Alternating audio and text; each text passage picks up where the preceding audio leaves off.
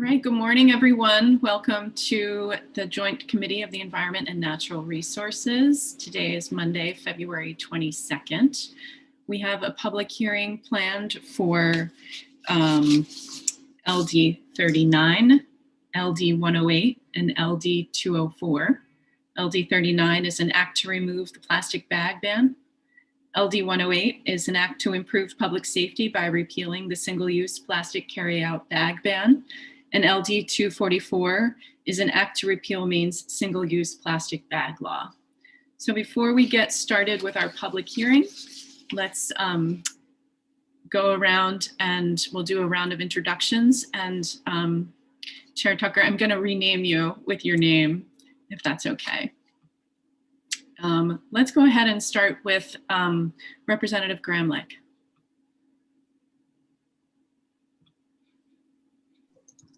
Thank you, Senator. I was just renaming myself. I am Representative Lori Gramlich, and I represent House District 13, which is the lovely seaside community of Old Orchard Beach.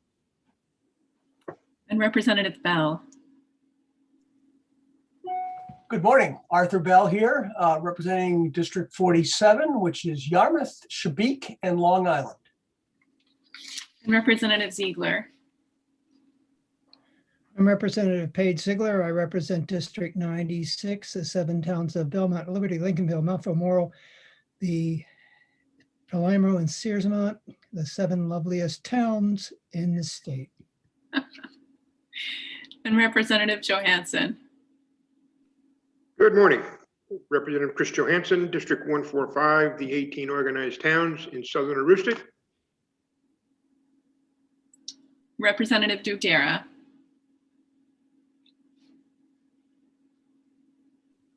Good morning, everybody. Vicki Dudera. I represent House District 94, the towns of Camden, Islesboro, and Rockport, known by the Wabanaki as Maguntacook, Great Sea Swells. Representative Bloom. Good morning. I'm Representative Lydia Bloom. I represent House District 3, the coastal portion of York. Representative O'Connor. Good morning. I am Beth O'Connor. I represent the individuals of House District 5, which is Berwick and part of North Berwick. Senator Carney. Good morning. My name's Ann Carney, and I represent Senate District 29, which is South Portland, Cape Elizabeth, and some of Scarborough, the non-Senator Brenner portion of Scarborough, in fact. And Representative Hanley. We're just doing introductions. Good morning. I'm Jeff Hanley. I represent District 87, which is Pittston, Alna, Westcasset, and Randolph. Senator Bennett. Good morning. I'm Rick Bennett. I have the honor of serving the exceedingly spectacular region of Western Maine that's defined by the Greater Freiburg region, the Lakes region of Cumberland County, and the Oxford Hills. And I'm Senator Stacey Brenner, and I represent Senate District 30, which is the other part of Scarborough from Senator Carney, all of Gorham, and part of Buxton. So welcome to our meeting. We will go ahead and get started with our, hello, Representative Tucker. Whoops, you're on mute. I'm Representative Tucker. And, oh my gosh, I'm so sorry. I represent the most excellent and spectacular half of Brunswick, District 50. Thank you. I'm so sorry. Okay, so let's go ahead and move on to our public hearing. We will start, I believe, by moving Senator Gurin in to introduce her bill. And so I'm not sure if you've had this experience yet, Senator, but you will feel like you are going to get cut off and then you will arrive to the meeting. We see you. Do you see us?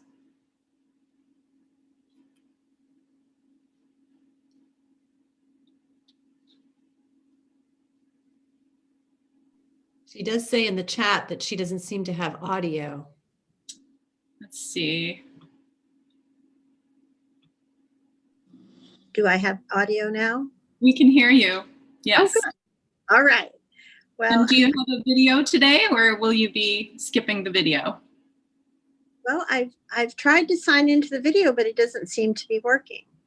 Let's see if this works. I see There we what this go. all Now I- changed now, right? Since you let me in, is that the way that works? I've been desperately trying to get in, but You only get in when we bring you in. So the room is essentially the horseshoe in the committee, and then we bring each person in to testify one at a time.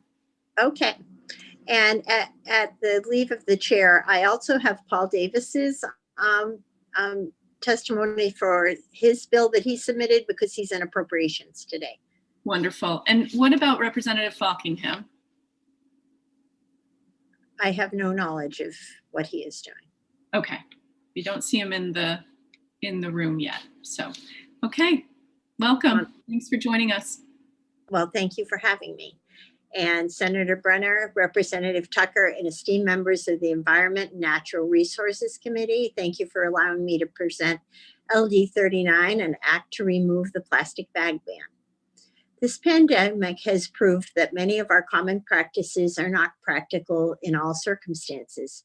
Almost immediately, it was determined that reusable bags would no longer be used when grocery shopping. It is well documented that these bags, when not properly disinfected, are carriers of both bacteria, including E. coli and viruses. In 2011, a study from scientists at the University of Arizona and Loma Linda University found only 3% of shoppers with multi-use bags said they regularly wash them. The same study found bacteria in 99% of bags tested. Half carried coliform bacteria, while 8% carried E. coli.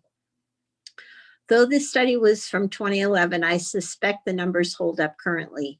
These bags, though well-intentioned, can actually make users sick, which is certainly not their intent.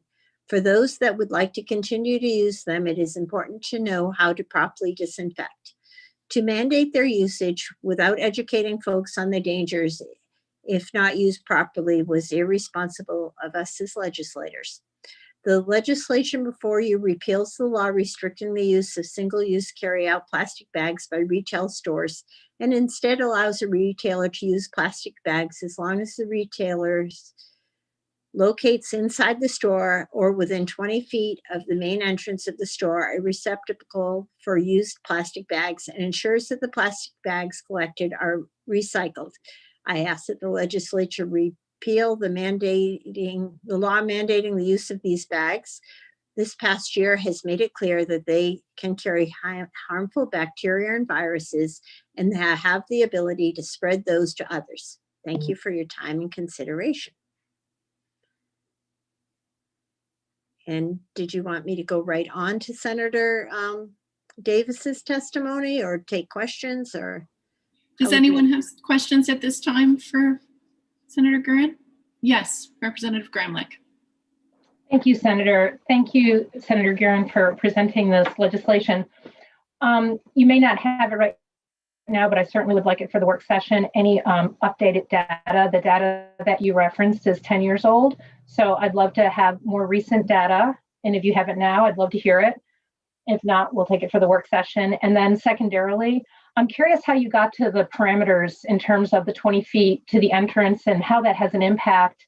If indeed the data is correct that there is bacteria, I'm just kind of wondering why 20 feet would make a difference and how you reached that conclusion. The 20 feet is for a receptacle so they can put their plastic bags in there, their used plastic bags for recycling. So that was just for the convenience of having the recycling available. It doesn't really relate to the bacteria. The bacteria that is concerning is that is being brought into the store in our reusable bag, which I always used. But now I see, you don't really want people handling that and not knowing how they had disinfected them, and the clerk handling it and then handling the next person's groceries. So the receptacles are only for the plastic bag recycling, and the distances are just for the convenience of use and encouragement for people to indeed recycle their bags if they're not recycling them at home. Like this morning I changed all the trash bags in our bathrooms, and I put in a Hannaford bag. So I do recycle them. Representative Gramlich, do you have a follow-up?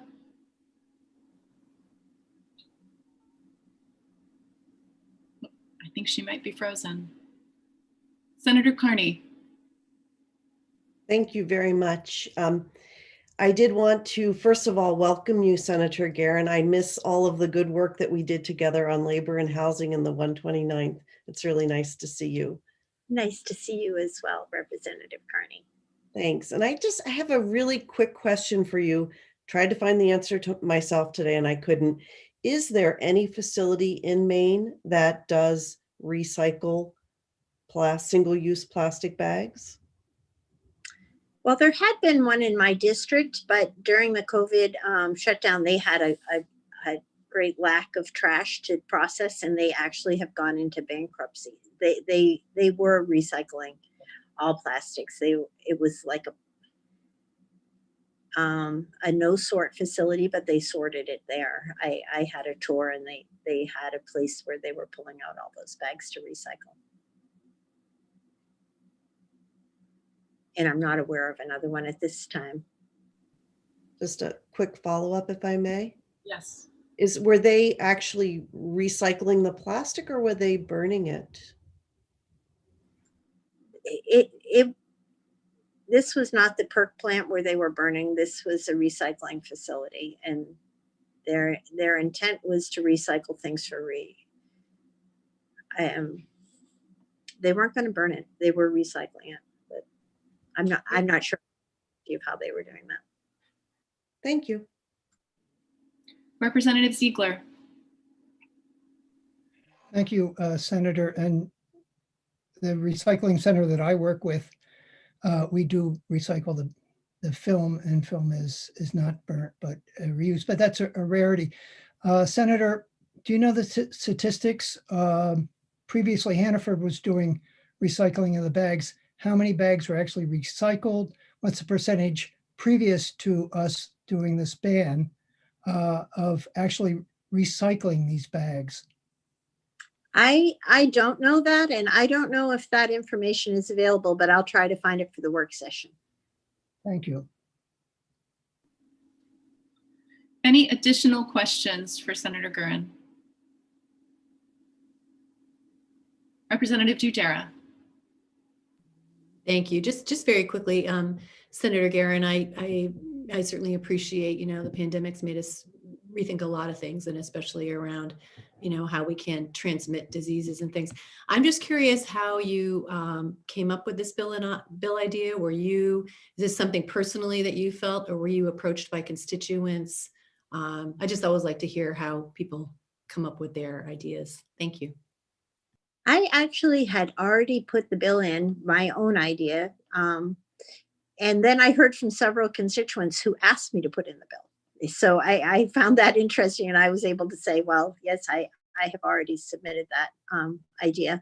And I hope that eventually we will have something that will be biodegradable, but the technology just is not there right now. I'm a business owner, and the biodegradable bags, except for paper, they just really are not cost effective enough for any business to be able to use them at this point. And paper is heavy and difficult. My business uses paper, but it's a small family business, so it's easier to manage the paper. But if you picture like going to Hannaford, many people are now going through the self-checkout because they don't want to have somebody handling their groceries, and just the storage of where they would be keeping the paper and then opening it and having it's just a lot more difficult to manage paper bags, weight, space, and just the ease of use. So I don't see them as being a really viable option for the self-checkout, which seems to be what most people are using these days. But I do hope that in the future we will have biodegradable alternative.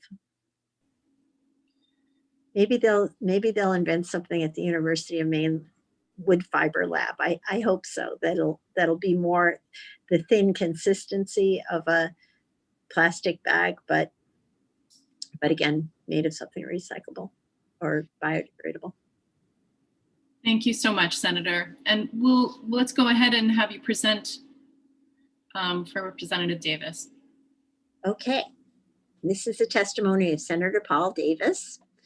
Senator Brenner, Representative Tucker, and distinguished members of the Joint Standing Committee on Environmental Natural Resources. I am reading the testimony of Paul Davis and he has the honor of representing the people of District 4, which includes all of Piscataquis County, as well as parts of Penobscot, Somerset counties. I am before you today to present LD 244, an act to repeal Maine single-use plastic bags. Just a second, I'm a little hard time scrolling his testimony. I know that you have heard your fair share of information regarding single-use plastic bags as listed in testimony and debated the pros and cons of banning them over the past few legislative sessions. So I will do my best not to bore you with repetitive information. However, I would like to venture the guess that the public health concerns tied to reusable grocery bags likely did not receive much attention during those public hearings and work sessions, which is why for you to 8 states and numerous municipalities began the year 2020 with a ban on single-use plastic bags.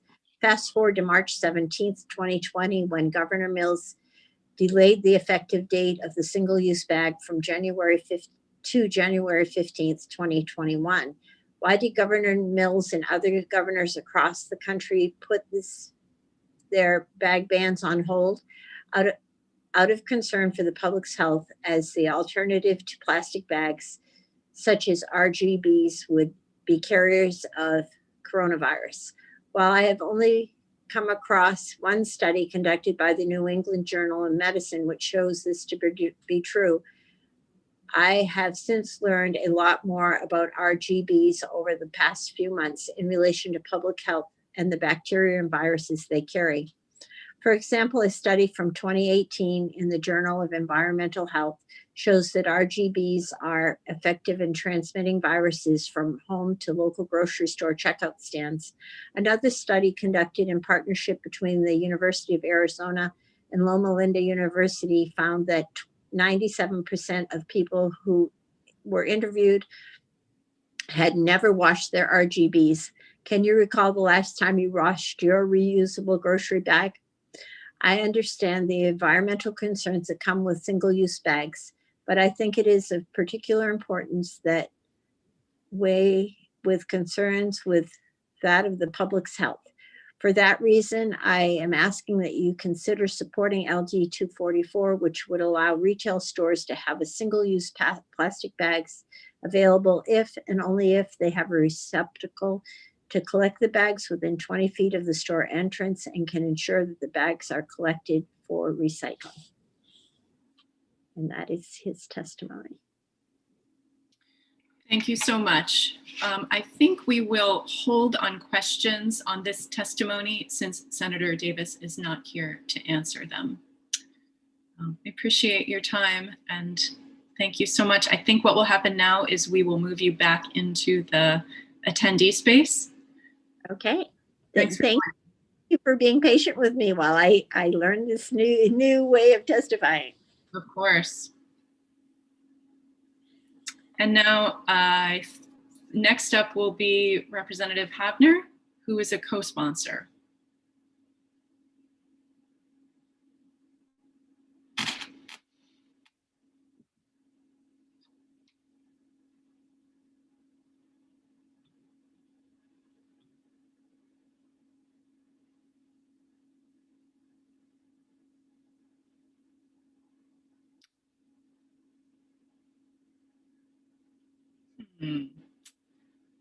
Oh, wonderful. Welcome, Representative Havner.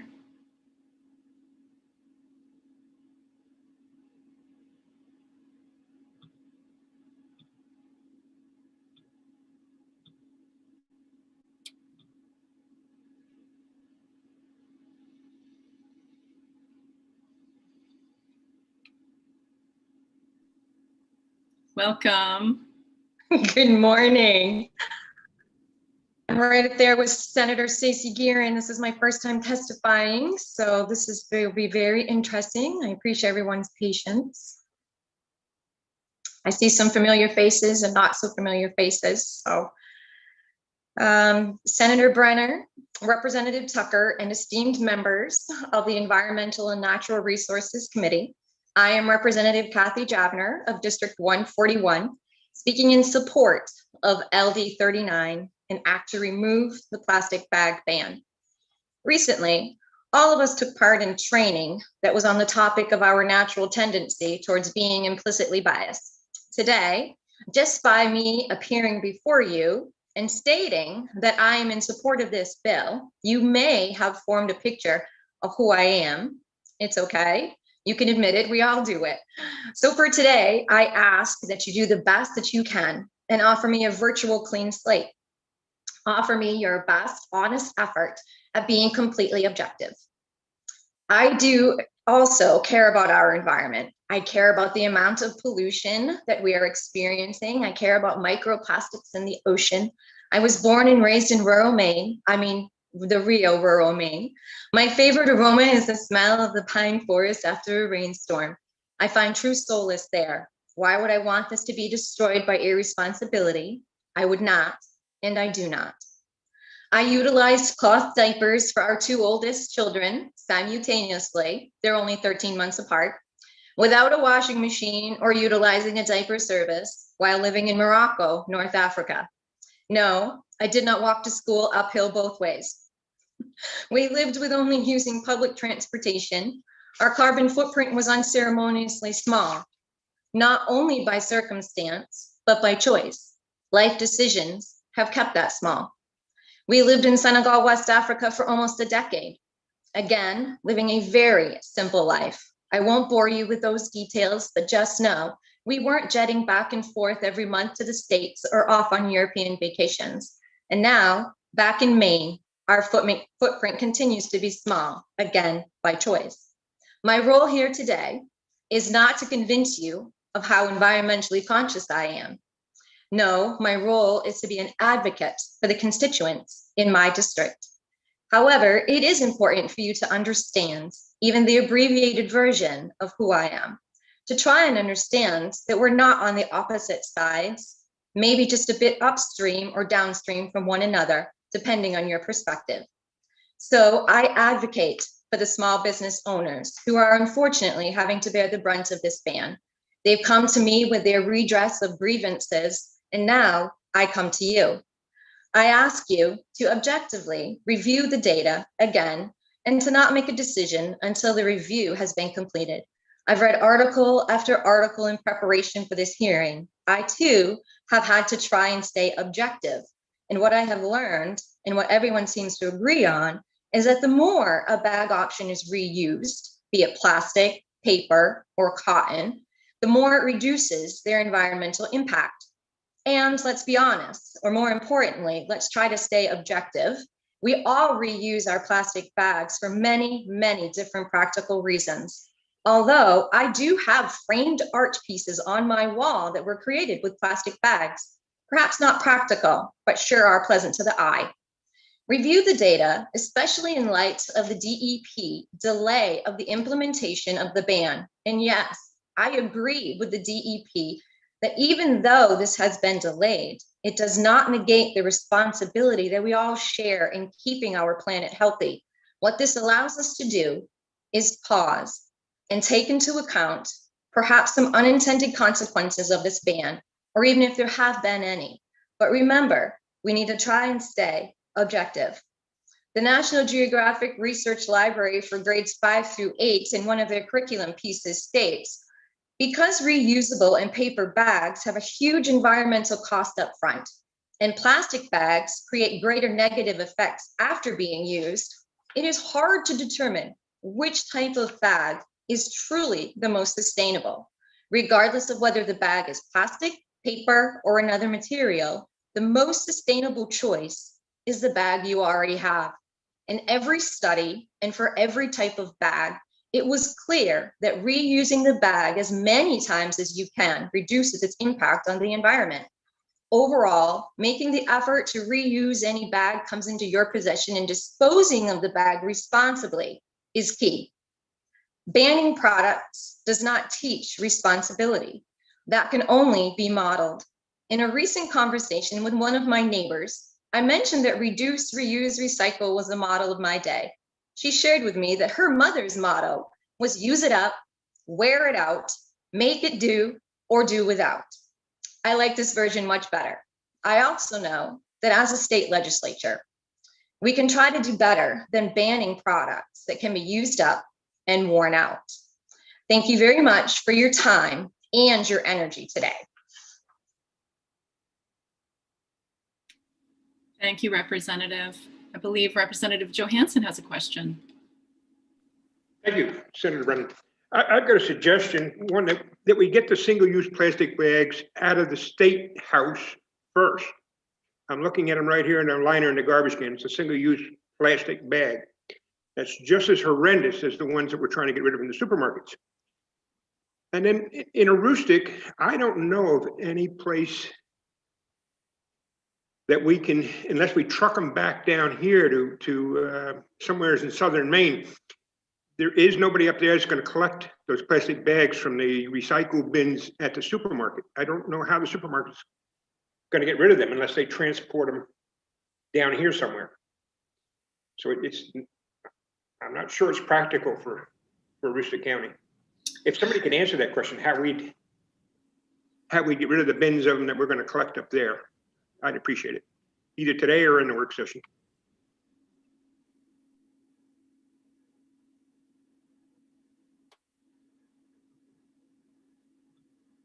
Representative Havner, did you have a response? No, I didn't really hear a question there. So I think Representative Johansson is wondering about what collection efforts would look like in different counties. it's a good piece to look at for the work session, definitely. Any additional questions? Thank you, Representative Kathy. O'Connor has a question. Thank you. It's nice to see you, Representative Davner. I hope you're well. My question is basically when we talk about the recycling of these bags, I'm not sure if you've done any research or not, but my understanding is that they are the plastic bags as opposed to organic cotton bags. It takes a lot more energy to actually produce the cotton bag. Organic cotton, you would have to use the bag about 20,000 times to actually, make it worthwhile. And they also, the organic cotton bags also use a lot more water and energy to produce. Are you aware of that? Do you have any of those statistics? Yes, I don't actually have them right here in front of me, but I did read that in my research this weekend. Of course, I know that the reuse of those reusable bags and the number of times you have to reuse them is quite large. And so to me, I don't know. I mean, really, what does that translate into? 20,000 uses? That's quite a few groceries. Yeah, it is. Thank you, Representative. Thank you, Rep. O'Connor. Any additional questions? Representative Dudera. Thank you. Yeah, I just would like to make a point. The whole argument for reusing the plastic bag comes into using them several times too. And I think most people tend to do what I do if I've got a plastic bag, is I use it for the dog when I take the dog for a walk, or I use it in my garbage, but I'm basically only using it once, as opposed to using it multiple times, which is when the statistics come into play, trying, to show that they are actually reusable and recyclable and better for the environment. I think most people only tend to use a plastic bag, once or twice. That's it. Isn't that so? Yeah, yes. Can I just make a comment towards that? I think it would be a good piece of information for the work session to have, to see exactly how many times you would have to reuse the plastic bag as comparative to the other types of plastic bags. I know I saw that in my research this weekend too, and it would be really interesting to have for the work session. Any additional questions? All right, thank you so much, Representative. Thank you, Senator Brenner. Good to see you. You as well. We'll move you back into the attendee space. And now if anyone who else is here to speak in favor of the bill, I'm going to ask that you raise your hand as an attendee, and then we will bring you into the room to speak. All right. So this is in favor of the bill. All right, I'm going to, well, people are changing their mind. Hands are going up and going down. Anybody else? Last chance in favor of the bill. Okay, those here to speak in opposition to the bill, if you could raise your hand and then we'll move through you.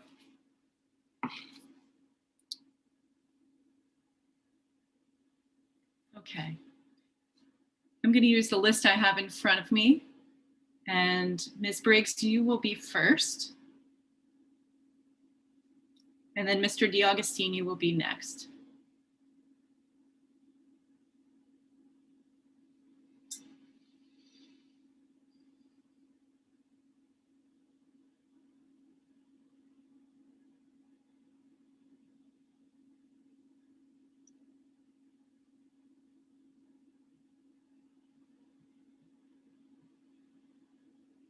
Did we lose Ms. Briggs?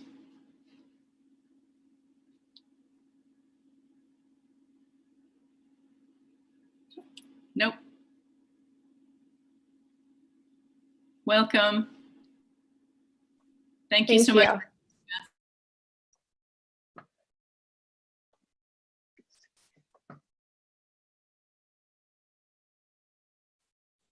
Okay, good morning, Senator Brenner, Representative Tucker, and members of the Joint Standing Committee on Environment and Natural Resources.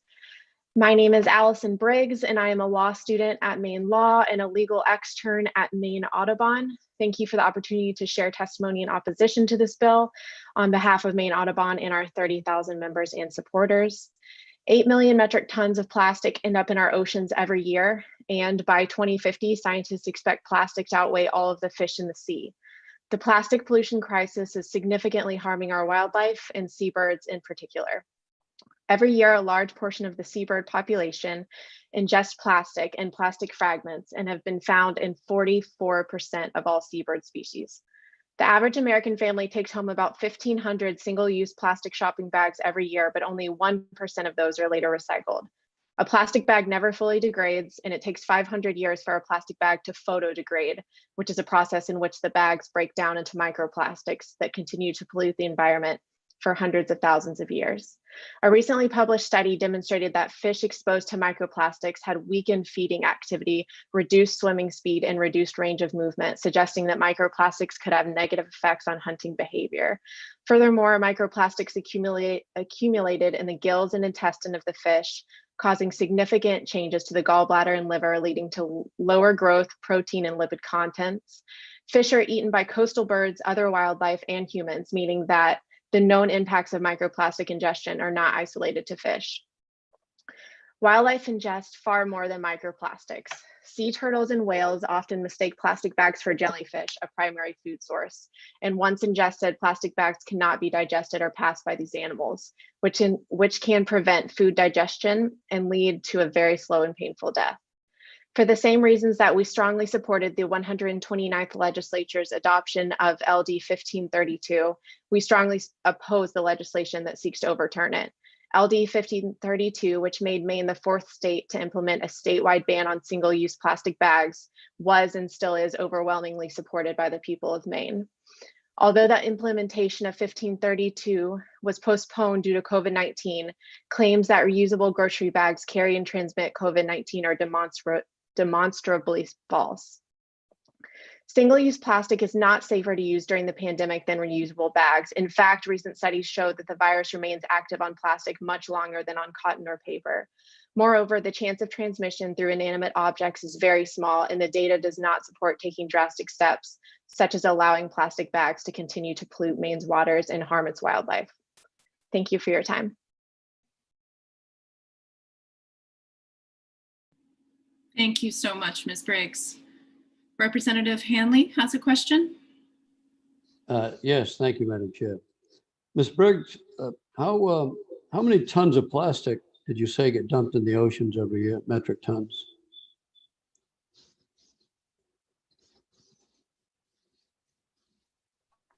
$8 million.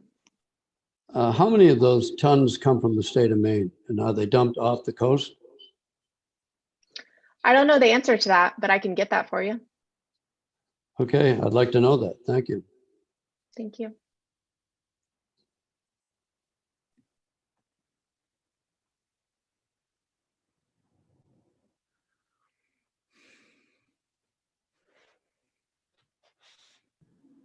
Representative Tucker, do you have a question? Yes, thank you for coming, Ms. Bradford. My question is, what is an extern? I've heard of interns, but I don't know about externs. Sure. So an extern is a little bit different. It's a program that is run through the school. So it is designed to be more of a, it's in replace it. I get school credit for it. So it's more of a learning opportunity for the legal extern, for the student, that is very regulated and kind of designed by the school to replace class time. I see, kind of a work study thing. Okay, thank you for all your footnotes. You're welcome. Thank you. Representative O'Connor. Thank you, Ms. Briggs, for being with us today. My question is, so I know you have footnotes on your testimony and links to the resources, because I recently just read a University of Boston study that basically said that plastic bags are overall of the plastics that are being polluters are actually about 1%. So would that equate to 8 million times 99? More other things that are plastic waste? That's kind of frightening, but I'd love to just have any other statistics or sources that you have. Thank you. I can get that for you. Thank you.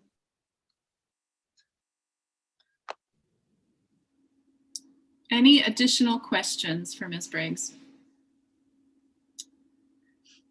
All right, not seeing any. We're going to say goodbye and move you back into the attendee space, and we'll invite Gregory DeAugustine in to speak.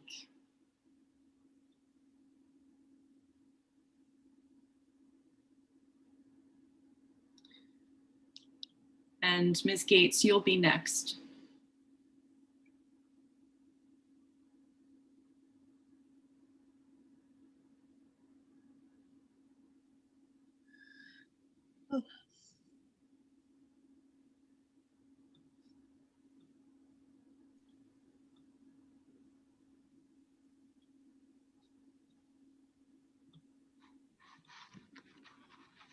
Welcome.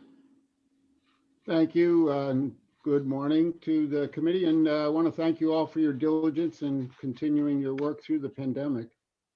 I'm Greg DeAugustine of Green, and I oppose each of the proposals before you this morning. I make these comments as a citizen, a medical doctor, an environmentalist, and as owner of property near the Androscoggin River. I'm currently a board member of the Maine Medical Association, as well as a member of the Public Health Committee of that organization. I'm also a board member of the nonprofit Maine Rivers. I represent those groups in my comments today. I plan to address LD 108 from a medical perspective separately, so my comments here are provided more as a citizen and environmentalist. The plastic bag reduction bill, which these LDs seek to overturn, represents a positive step in reducing plastic waste in our environment. Many countries now ban plastic bags, and even China has the cynical policy of banning imported ones. Plastics, as you know, are ubiquitous in our society. A walk down the aisle at the grocery store will prove that. They are persistent in our environment because they never degrade into biologically useful chemicals. Instead, they become progressively smaller while retaining their chemical structure. Thus, they enter the food chain of virtually all living creatures on the planet. Study of the plastic issue has verified to my satisfaction that recycling alone will never solve the problem of plastics appearing ever more frequently on our roadsides, in our streams and rivers, and in our oceans. Daily outings near my home frequently demonstrate discarded plastic products, including single-use plastic bags on the roadside, in culverts, and in streams leading down to the river. It's clear to me that most people simply throw these bags away rather than go through the somewhat laborious process of bringing them to a recycling location. So these plastics are instead winding up in the digestive systems of birds and other animals, where they many times lead to a painful death. If you've ever tried to purchase products made of recycled plastics, you will have found that to be difficult. They're not readily available at a price competitive with newly produced plastic. Additionally, each time plastic is remanufactured, it loses quality, so that ultimately it will be useless for making new products. Single-use plastic bags are among the least recyclable of all plastic products. Most transfer stations and landfills do not accept them. Recycling centers generally find them to be a nuisance rather than a source of income because they tend to foul their equipment. In summary, it's clear to me that any solution to the plastic pollution problem must include reduction in the manufacture of those products. The single-use plastic bag bill that was passed in Maine accomplishes that goal without placing any major burden on retailers or consumers in the state, and it should not be overturned. Thank you.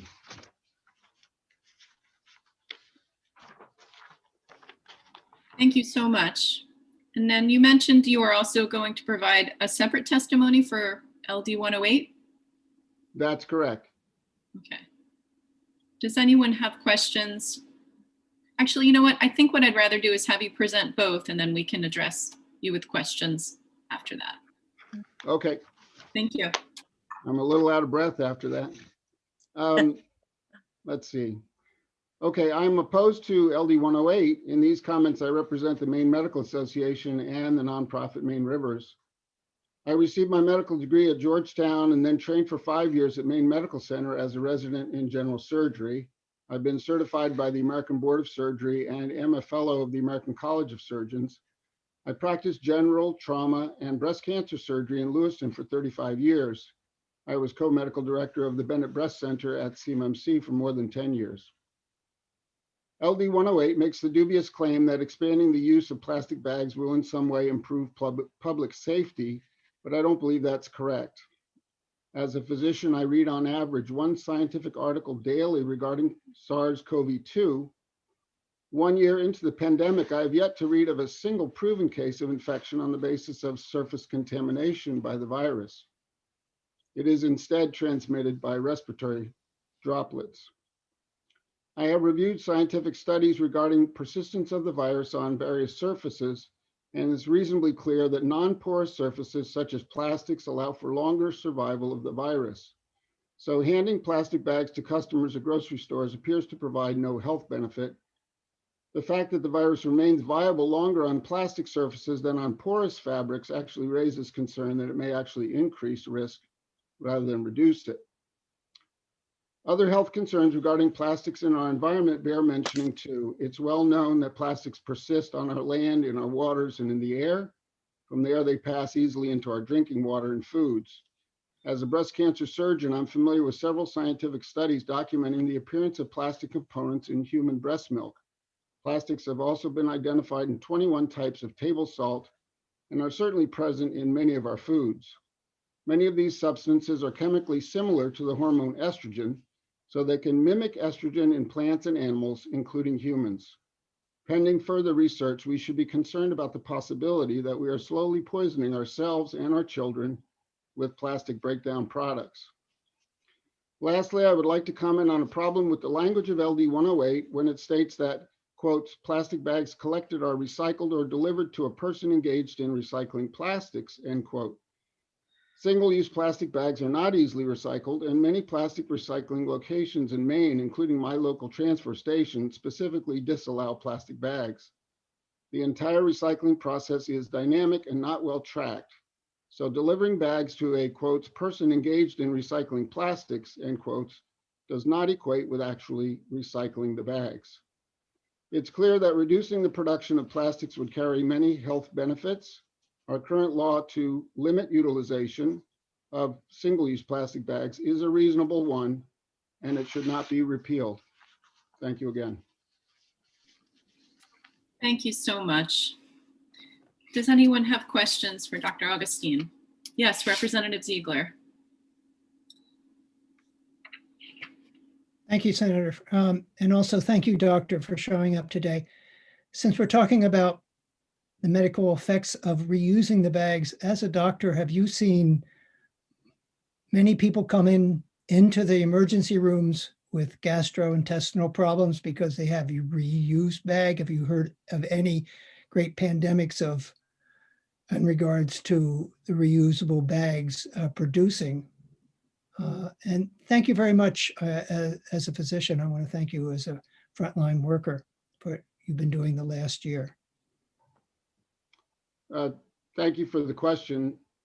I am aware of studies that show persistence of bacteria and viruses on various surfaces, but I'm not familiar with cases of disease being transmitted by grocery bags. I've not heard of any particular studies in that regard, and I don't have any personal experience that would suggest that that actually happens in reality. Thank you. I realize that's a hard question to answer, and it's only anecdotal information I think we're getting. Any additional questions? Representative O'Connor. Oops, you're muted, Representative. Thank you for being here this morning, Dr. Augustine. That was actually really interesting. So if you haven't actually seen any cases, it seems like it may be prudent, especially all of us want to recycle and we want to be healthy. Wouldn't I know that I used to be able to go to any Walmart or Market Basket, Hannaford, and at the front entrance, I would be able to always bring my bags and recycle them. From what you've said, it seems like it would be appropriate for us to be able to put them into a recycling bin again, and maybe we should stop the ban on those. Can you answer that for me? If I understand your question correctly, I think that recycling all kinds of plastics is a great idea in general, but you know, reducing the production of plastics is probably much more important. The fact that we can't find recycled products, you know, when you go to look for a product that's made of recycled plastic, it's pretty hard to find, and they tend to be expensive. So the other part of this that I would just want to stress is that when I see these plastic bags lying along the roadside, it shows me that human behavior is such that people don't want to take that, what seems a fairly small amount of difficulty to take their plastic bags back to the grocery store and recycle them. Thank you. If I may, Senator Brenner, could I have a follow-up, please? Of course. Thank you, Senator. And thank you for that answer. So you talked, Doctor, about the increase of plastic and recyclable bags and things like that. And one of the things that concerned me, I mentioned earlier in this testimony, I don't know if you were listening, but I understand that it was a University of Austin study. There's also a California study that was done that showed that the landfill, in Austin, actually went up after their plastic bag ban. I know my son lives in Austin, which is why I read a lot of their reports. And their landfill waste went up because the bags that were being disposed of were of a thicker grade plastic. And the California study that I mentioned also was really disconcerting, especially as you say, human behavior and the propensity to throw things away. But what happened in California when they measured these bag bans, what happened was there was 120% increase in other types of bags that were thicker, such as Hefty and Glad. So it seems like we're almost kicking ourselves in the fanny here. And I think maybe we'd be better off finding newer and better and more efficient energy ways to recycle the smaller, thinner type of bag, and it might be more prudent than a bag ban. And your question, isn't it so? Well, it could be, isn't it so? Or do you know of any other ways that possibly we could be better at recycling any type of plastic? Yeah, I think it's a huge problem. I'm not familiar with the two studies you mentioned, but I think looking at the small print on these studies is always very important. So, the single-use plastic bags that are in use now are going to be lighter, as you suggested, than a thicker bag. But it also seems to me that a thicker bag may be reused a number of times as opposed to a thinner bag. So it is complicated. I don't pretend to make this a simple discussion. Thank you. Thank you, sir. Thank you. Representative Johansson.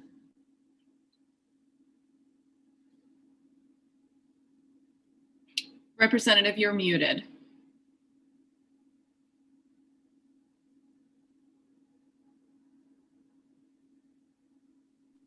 There, thank you very much. When we looked at this in the last session, many communities in southern Maine already had ordinances prohibiting this. Did those ordinances keep going even after the virus? Are you still doing it down in the southern Maine, or did they stop when the rest of us did?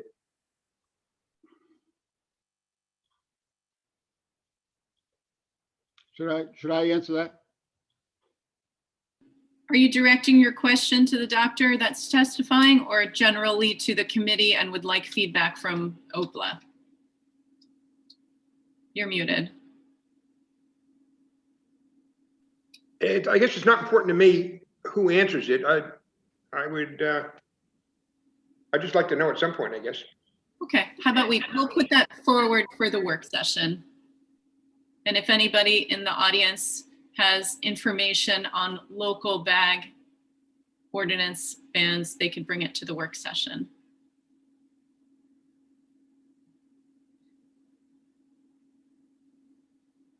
Any additional questions for the doctor?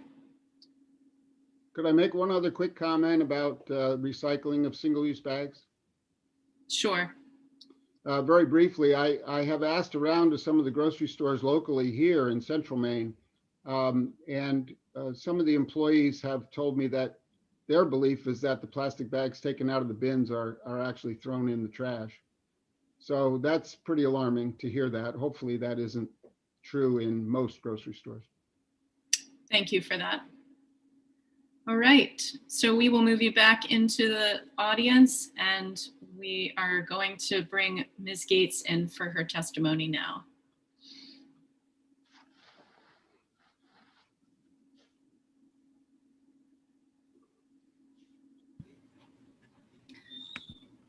Mr. Tartikoff. Good morning.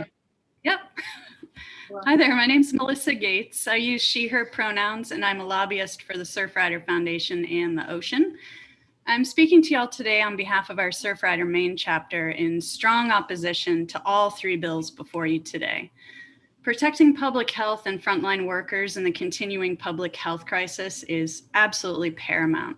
We acknowledge that delays in the implementation of our reusable bag law really stemmed from a place of good intention to decrease externalities for grocers, as well as out of an abundance of caution early on when the science wasn't clear about virus transmission.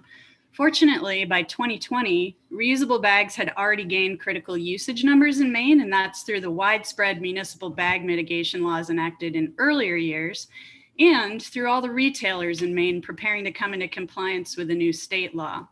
So while COVID-19 is absolutely an ongoing threat, we've seen Maine grocers prove their ability to operate with flexibility and with speed to shift gears when needed and to adopt safety protocols based upon the best available science.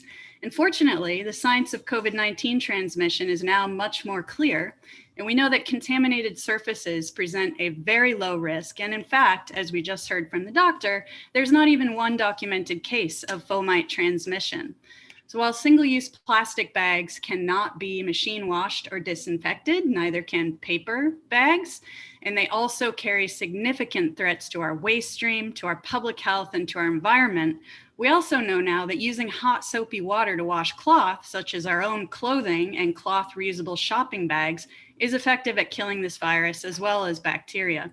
In fact, over 115 health experts signed a statement noting that reusables are as COVID safe or more safe than single-use items like bags. To help improve the equity of access to reusable bags, Surfrider is developing a program to help get these reusable bags into the hands of Mainers who most need them.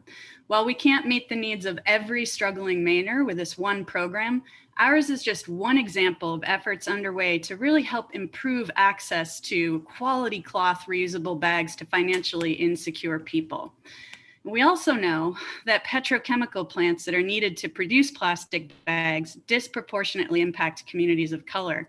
In fact, race and not economic status is the #1 indicator for citing these plants, leaving marginalized communities to bear the brunt of the most toxic pollution from plastic production, while white communities can opt to maintain the status quo rather than shifting away from single-use plastic. Let's not allow Maine to continue to partake in this environmental injustice. Let's reject these legislative proposals to repeal our reusable bag law. Mainers have been rallying to support the single-use bag reduction measures for a long time. The legislature passed a good law in 2019 that is set to be enforced beginning July 1st of this year. Please stay the course on that and vote ought not to pass on all 3 of these bills.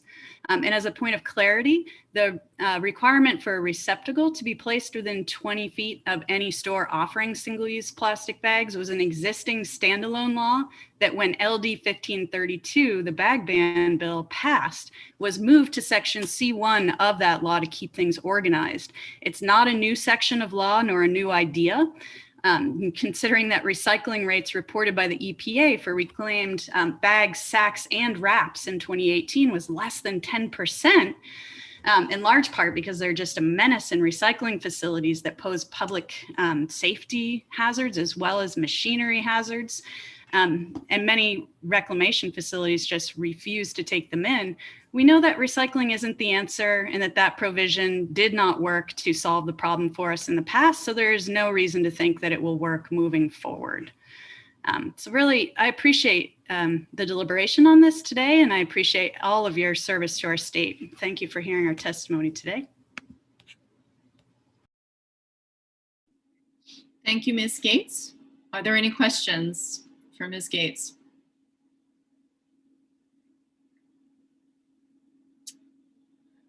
All right, not seeing any. We're going to backtrack slightly to Representative Folkingham, who's joined us to speak for the bills.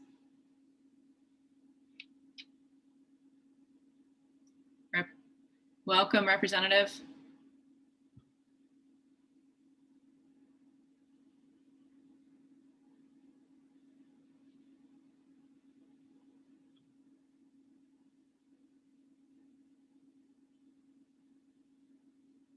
Representative, you're still muted.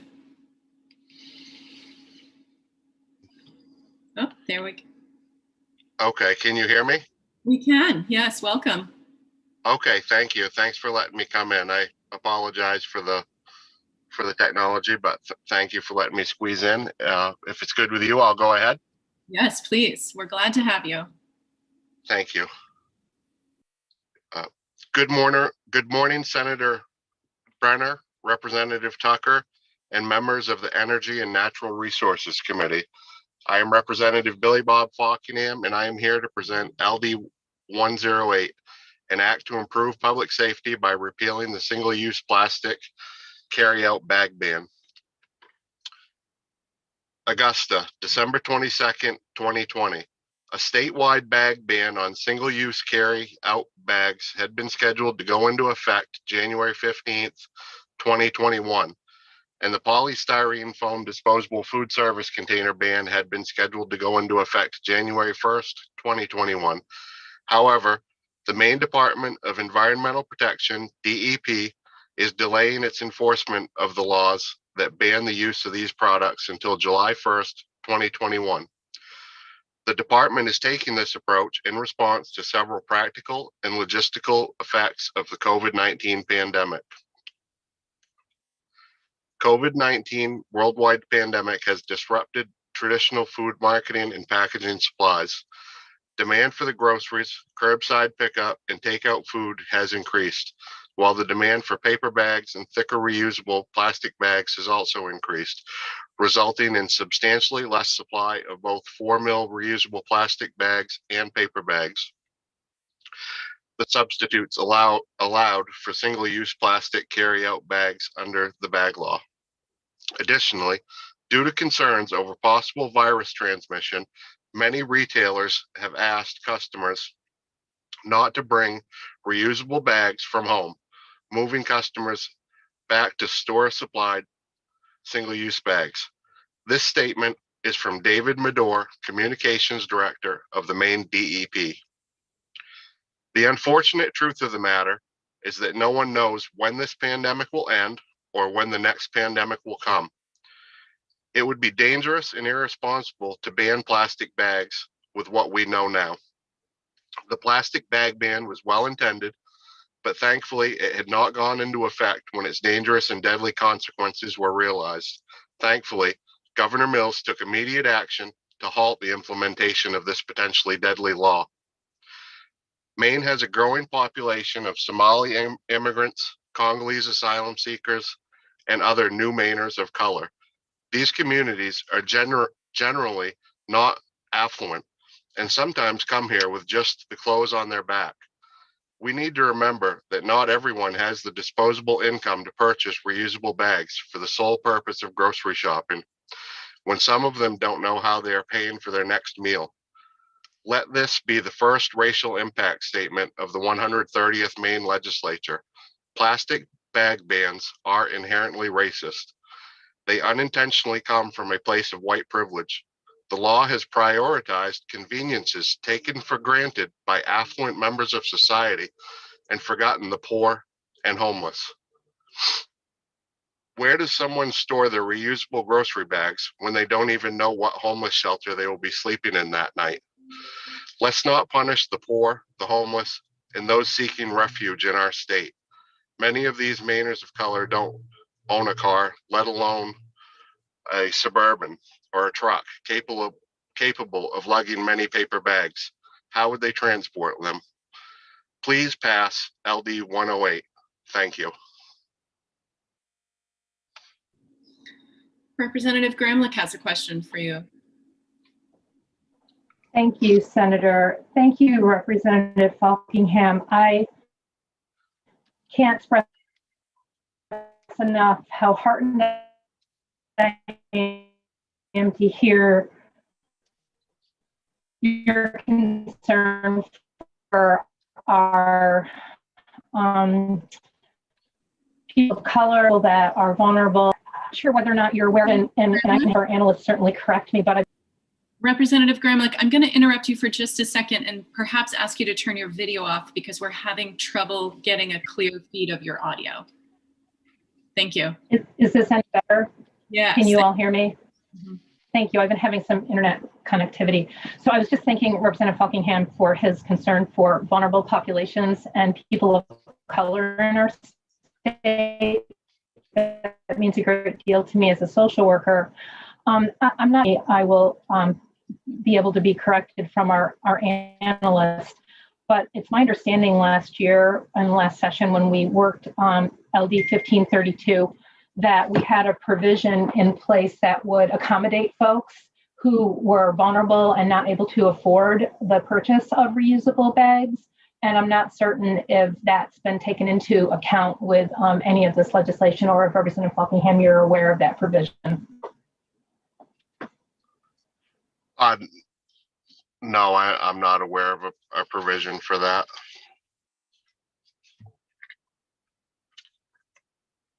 I think if you're if the issue was to maybe purchase the bags or something like that, I think it also runs into other questions of storage and availability and things of that nature as well.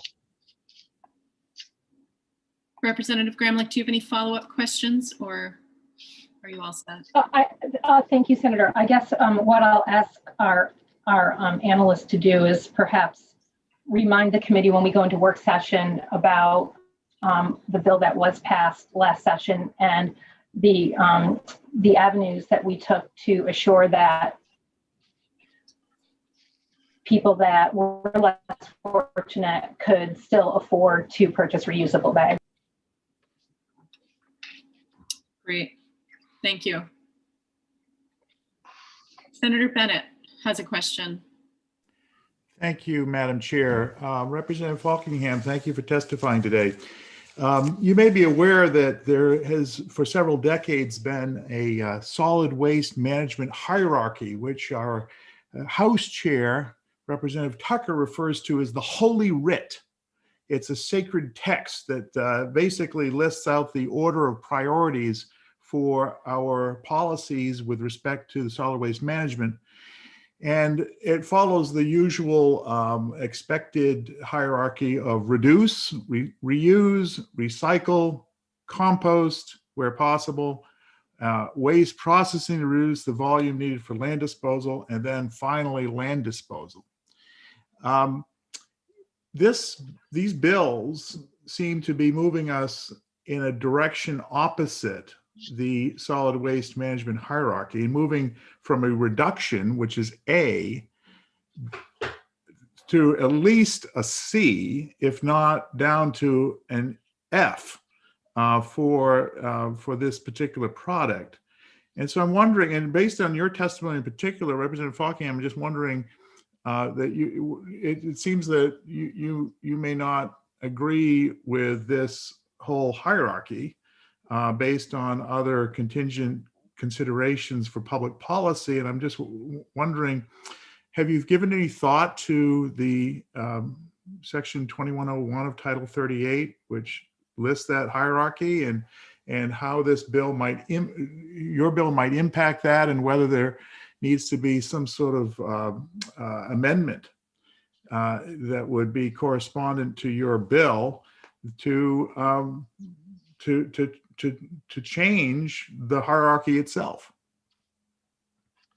That's a really good question, Senator. Thanks for the question.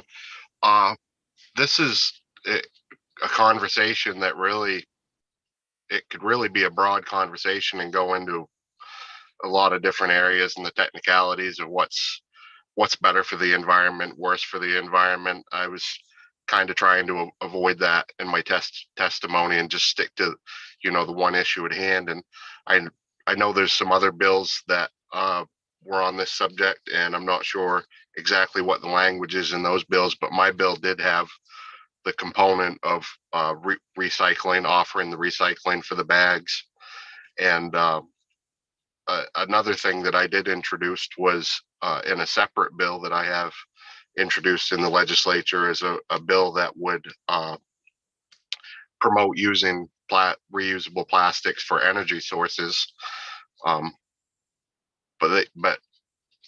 now I'm already getting off into a different subject. But yeah, so there's debate out there what's better for the environment and what's not.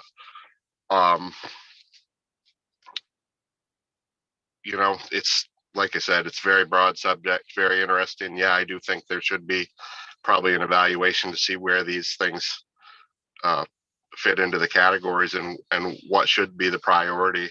So if nothing else, I would say pass my bill, LD 108 or one of the other bills, just to sort of put a hold on this for now until we can get that figured out, because I think there is a lot of debate surrounding this issue, and we've certainly got a lot of reasons for concern to put a hold on that ban for a while until we can cover those issues. Thank you so much. It looks like Representative Ziegler has a question.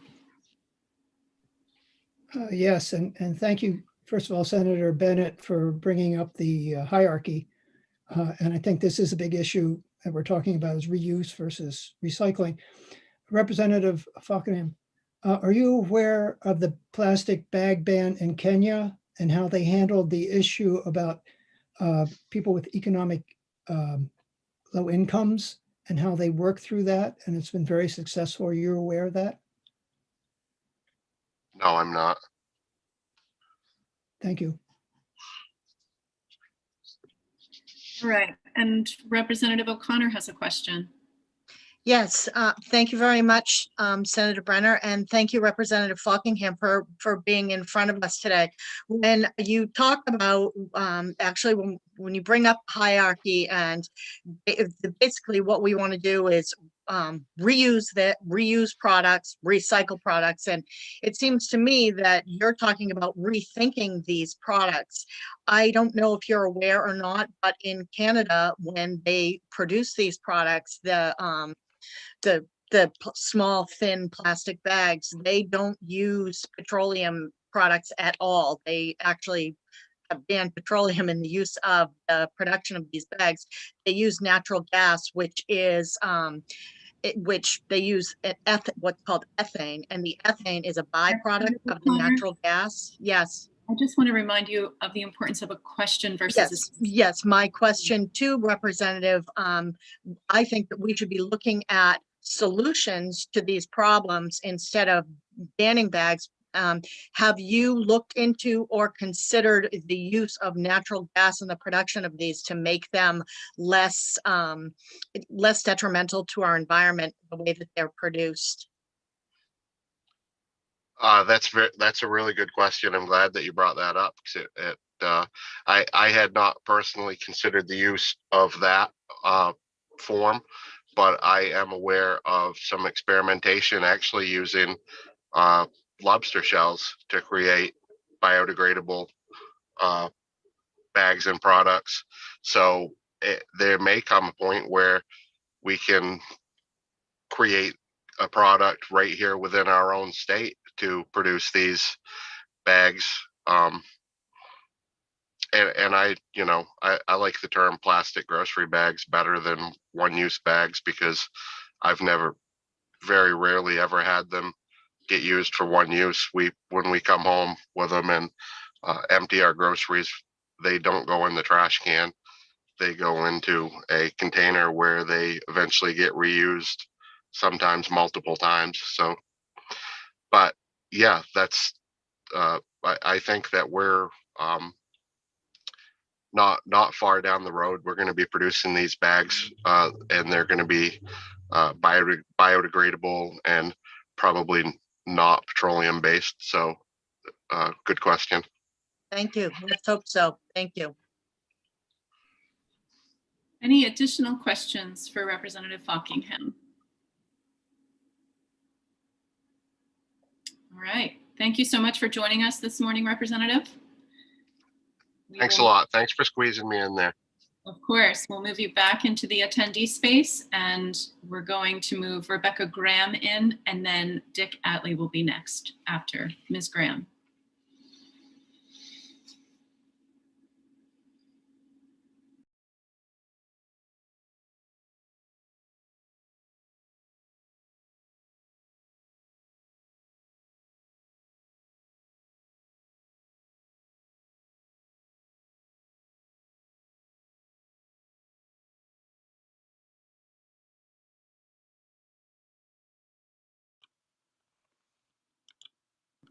Well, we won't be moving Ms. Graham in because she is not here. So we'll move on to Mr. Atlee. Welcome, Mr. Atlee. Thank you. Good morning, Senator Brenner, Representative Tucker, and members of the ENR committee. I hope my periodically unstable internet connection doesn't interfere with this. My name is Dick Atlee of Southwest Harbor, and I'm a representative of the Zero Waste Committee of the MDI organization, A Climate to Thrive. Thanks for the opportunity to testify on LD 108. Of the three identical ban the bag ban bills, this is the only one to clearly specify the motivation that lies behind all three: the claimed potential health threat of reusing reusable bags for groceries in the current coronavirus situation. Unfortunately, this claim has been known to be false for at least 8 months. Its source is not in question. On March 18th of last year, the Plastics Industry Association, the PIA, wrote a letter making that claim, and I've provided a link to it in my written testimony, to HHS head Alex Azar, referencing, quote, study after study after study, unquote, and concluding, we are asking that the Department of Health and Human Services make a public statement on the health and safety benefits seen in single-use plastics, speak out against bans on these products as a public safety risk, and help stop the rush to ban these products by environmentalists and elected officials that puts consumers and workers at risk, unquote. However, less than 2 months later, researchers from the Virginia Institute of Marine Science dismantled all 3 of the PIA's cited studies.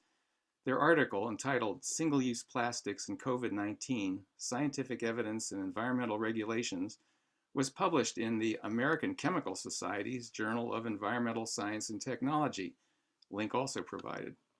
It showed that the PIA cited studies concerned digestive pathogens, not respiratory viruses that have pandemic potential. The only possible problematic bag contamination was found inside the bags. The article also referenced a 2011 study of the frequency of use of reusable bags, which found that the intervals of non-use were longer than the virus can survive on surfaces. A final nail in the coffin of the deadly reusables myth might be found in a June statement, referred earlier in testimony, signed by 115 international health experts, link also provided. They pointed out the essentially equal health risk of reusable and single-use items in general, not just bags. In terms of keeping retail workers safe from infection, they recommended using the FDA's hygienic practices for retail and following these logical steps recommended by California's OSHA. Don't touch or place groceries in customer-brought bags. Ask customers to leave their own bags in the shopping cart, and ask customers to bag their own groceries. I do this, as do many of my friends. It's unfortunate that the unhealthy recyclables myth has again reared its head despite contrary scientific understanding of the matter. I hope the committee will put it to rest once and for all by voting not to pass. Thank you.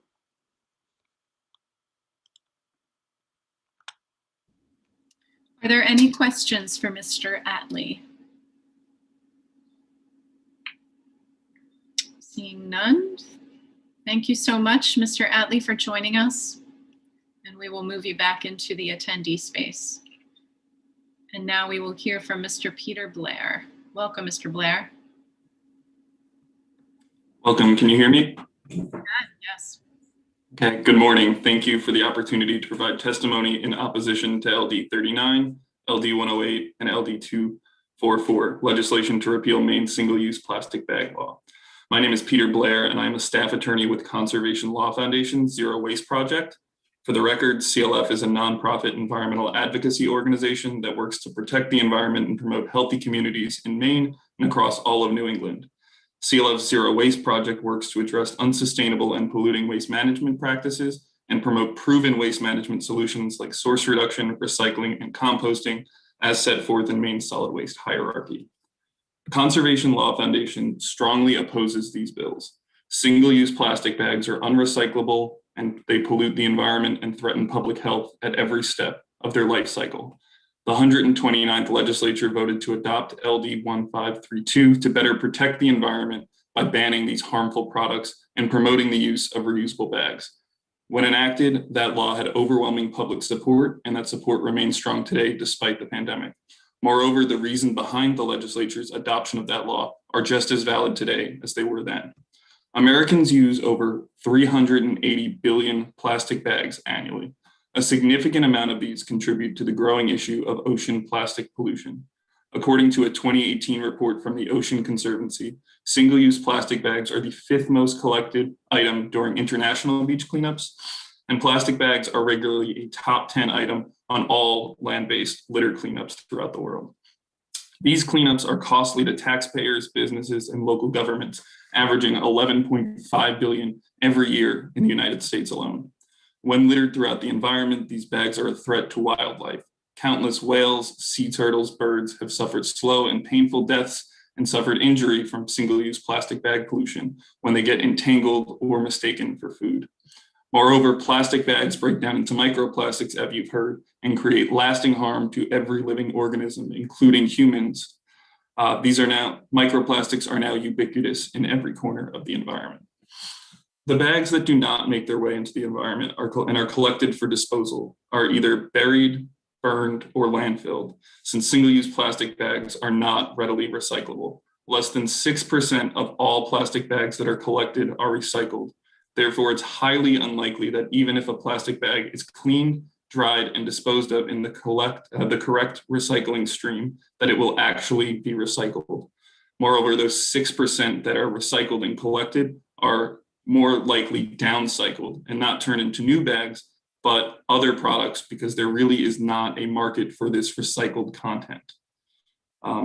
Thus, these bags at best are going to take up landfill capacity or be burned. And while landfills can contain the waste for a short period of time, inevitably all landfills leak. They will release the plastics and other contaminants into the environment. Incinerating plastic bags will release the contaminants into the air or into the soil and water when the ash or filters are eventually buried in a landfill. Perhaps most importantly, bans on single-use plastic bags are highly effective at reducing litter and saving taxpayer money. In addition to Maine, 9 states have banned single-use plastic bags. That's California, Connecticut, Delaware, Hawaii, New York, New Jersey, Oregon, Vermont, and Washington. Beach cleanup data in California, one of the early adopters of single-use plastic bag bans, showed that plastic bags fell from 7.24% of all litter to 1.5%, a reduction of 64,736 bags to 11,847 bags between 2010 and 2017, after California implemented their ban in 2016. In addition, estimates from litter cleanup showed that there are cost savings of 34 to 107 million in taxpayer and municipal money in California since they passed their ban bag. Europe has also seen resounding results with their ban, and there's been links to the ban and litter cleanups in the English Channel. Moreover, and you've heard this repeatedly this morning, the claims that reusable grocery bags carry and transmit COVID-19 is patently false. The misconception surrounding the safety of reusable bags during the ongoing pandemic comes directly from the letter that was just referred to in the previous testimony from the Plastic Industry Association. That letter, submitted on March 18th, 2020, was submitted when we were first adjusting to the uncertainty of the continuing pandemic. It was sent to the US Department of Homeland Security and argued that reusable bags perpetuate the spread of COVID-19. The letter cites 3 studies to prove this point, all of which have been disproven. Single-use plastic bags are not inherently safer than reusable bags, and numerous scientific experts from around the world have conclusively stated that there are no known cases of COVID-19 linked to any surface transmission, including reusable bags. More than 125 public health experts, including virologists and food packaging safety specialists, have signed a statement that reusable bags are safe. However, the intention of the letter submitted by the Plastic Industry Association was never to be informative or correct. The goal was simply to be first, to create a narrative early and utilize the uncertainty we all felt during the pandemic to crush the growing support for these effective and smart measures. Finally, it's important to understand that switching from a single-use plastic bag ban to this patchwork recycling system that has been promoted really misses the intention of these bills. Single-use plastic bag bans are not simply to get rid of one product. They are designed to shift consumer behavior away from single-use, away from the expectation that you will be given a single-use bag at the store, to a system where we remember and understand to bring our reusables. Switching to this patchwork system will undermine the statewide consistent policy and only lead to confusions where residents wonder which stores they are allowed to still get single-use plastic bags at and which stores are actually recycling the bags they bring back. For the following reasons, CLF urges the committee to oppose these bills. The legislature has enacted a sound statewide policy for banning single-use plastic bags, and while CLF has supported the postponement of the effective date of the ban, there is no reason to effectively repeal the good work you and your colleagues have done last year in enacting this ban in the first place. Thank you for your time and consideration of this testimony. I'd be happy to answer any questions you may have. Thank you, Mr. Blair, for that testimony. Senator Bennett has a question. I have a couple of questions, if I may just be permitted, Madam Chair, to ask them in series. That would be great. Thank you. Please go ahead. Thank you. Mr. Blair, first of all, the 6% number comes from a study which was in 2009. do we have anything more current than that? I can gladly get you some. I believe Melissa Gates and the first testimony from the Audubon Society had numbers that are a little more reflective of probably what's updated, but they really are just unrecyclable. I believe Melissa said under 10% and Audubon said under 1%. So I'll look into those studies and try to get you a more updated number. I'd be grateful. Unhappily, I share your expressed cynicism regarding the American plastics industry and their dexterity in using the pandemic to assert a particular public policy outcome. I was wondering, and as you know, there's been no documented, as far as I can see, there's been not a single documented case of somebody getting COVID from a surface globally. And so, and that includes, of course, reusable bags. And what I'm wondering is, the governor has put this date out there, July 1st, I think it is, for when this law will then, the current law will actually take effect. Do you support that date? What should we do to ensure that we actually follow the science on this with respect to our current law? That's a terrific question. CLF does support the date. We wish it was not postponed, but we understand the logistical reasons that were brought up for postponing it. The issues of finding paper bags given the pandemic. But it's important to have a date that is agreed upon so that businesses and consumers can get ready for this, that the target isn't constantly moving, that businesses aren't purchasing single-use plastic bags in anticipation for a date that is eventually moved, or trying to find paper bag sources. So I think it is important to have one date that is consistent so everyone can get on board. In terms of the education component, I do think that's extremely important, something that DEP should probably take up. I think, as you've heard this morning, there are numerous studies showing that there is not any surface transmission, that reusable bags are safe. Getting those studies out there and getting a statement from the DEP would be very helpful. I think that would go a long way, because at the beginning, people were making a lot of decisions because a lot of information was thrown at us regarding the pandemic. And a lot of that information has stuck, true or not, because the uncertainty created that vacuum. So having a consistent message that is science-backed from the DEP, which we have the science, would go a long way. Thank you.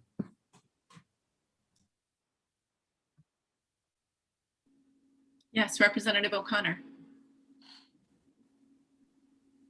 Thank you, Senator, and thank you, Mr. Blair, for being here today. So my question, I heard you say earlier, it's kind of shocking to me, that the plastic bags that were number 5 for waste that we find. If you could you just tell me what the other 4 are, especially the number 1, because I'd like to know. That's really concerning to me.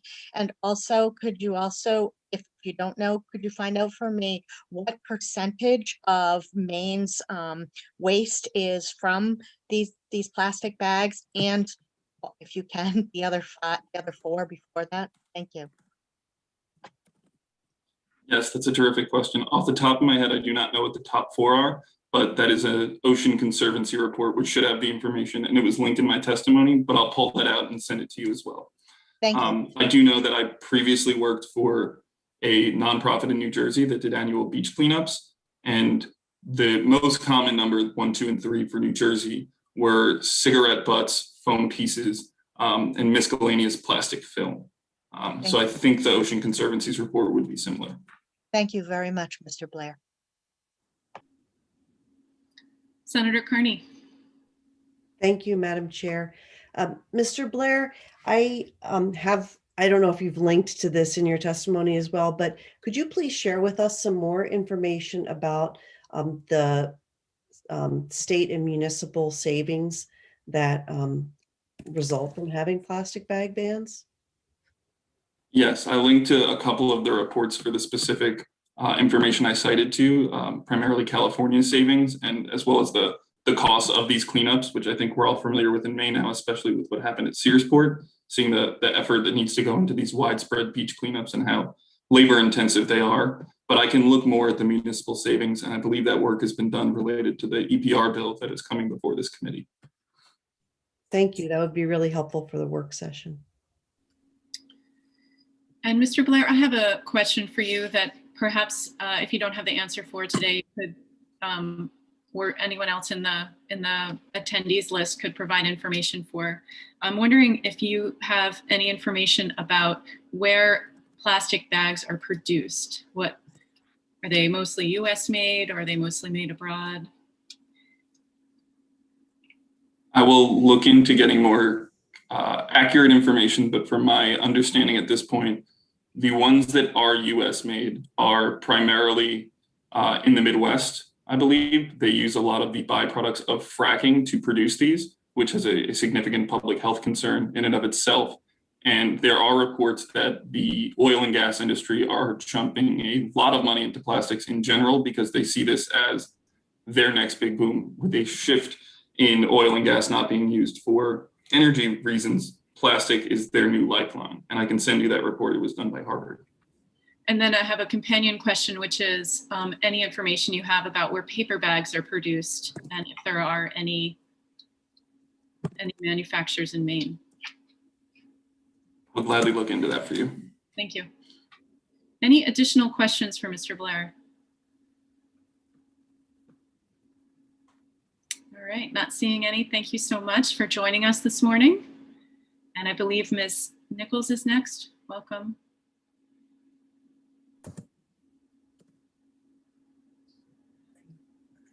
Hi, everybody. Can you hear me? Yes, great. Okay. Just move this right here. Okay, so good morning, everybody. Senator Brenner, Representative Tucker, members of the Joint Standing Committee on Environment and Natural Resources. My name is Sarah Nichols, and I'm the Sustainable Maine Director for the Natural Resources Council of Maine.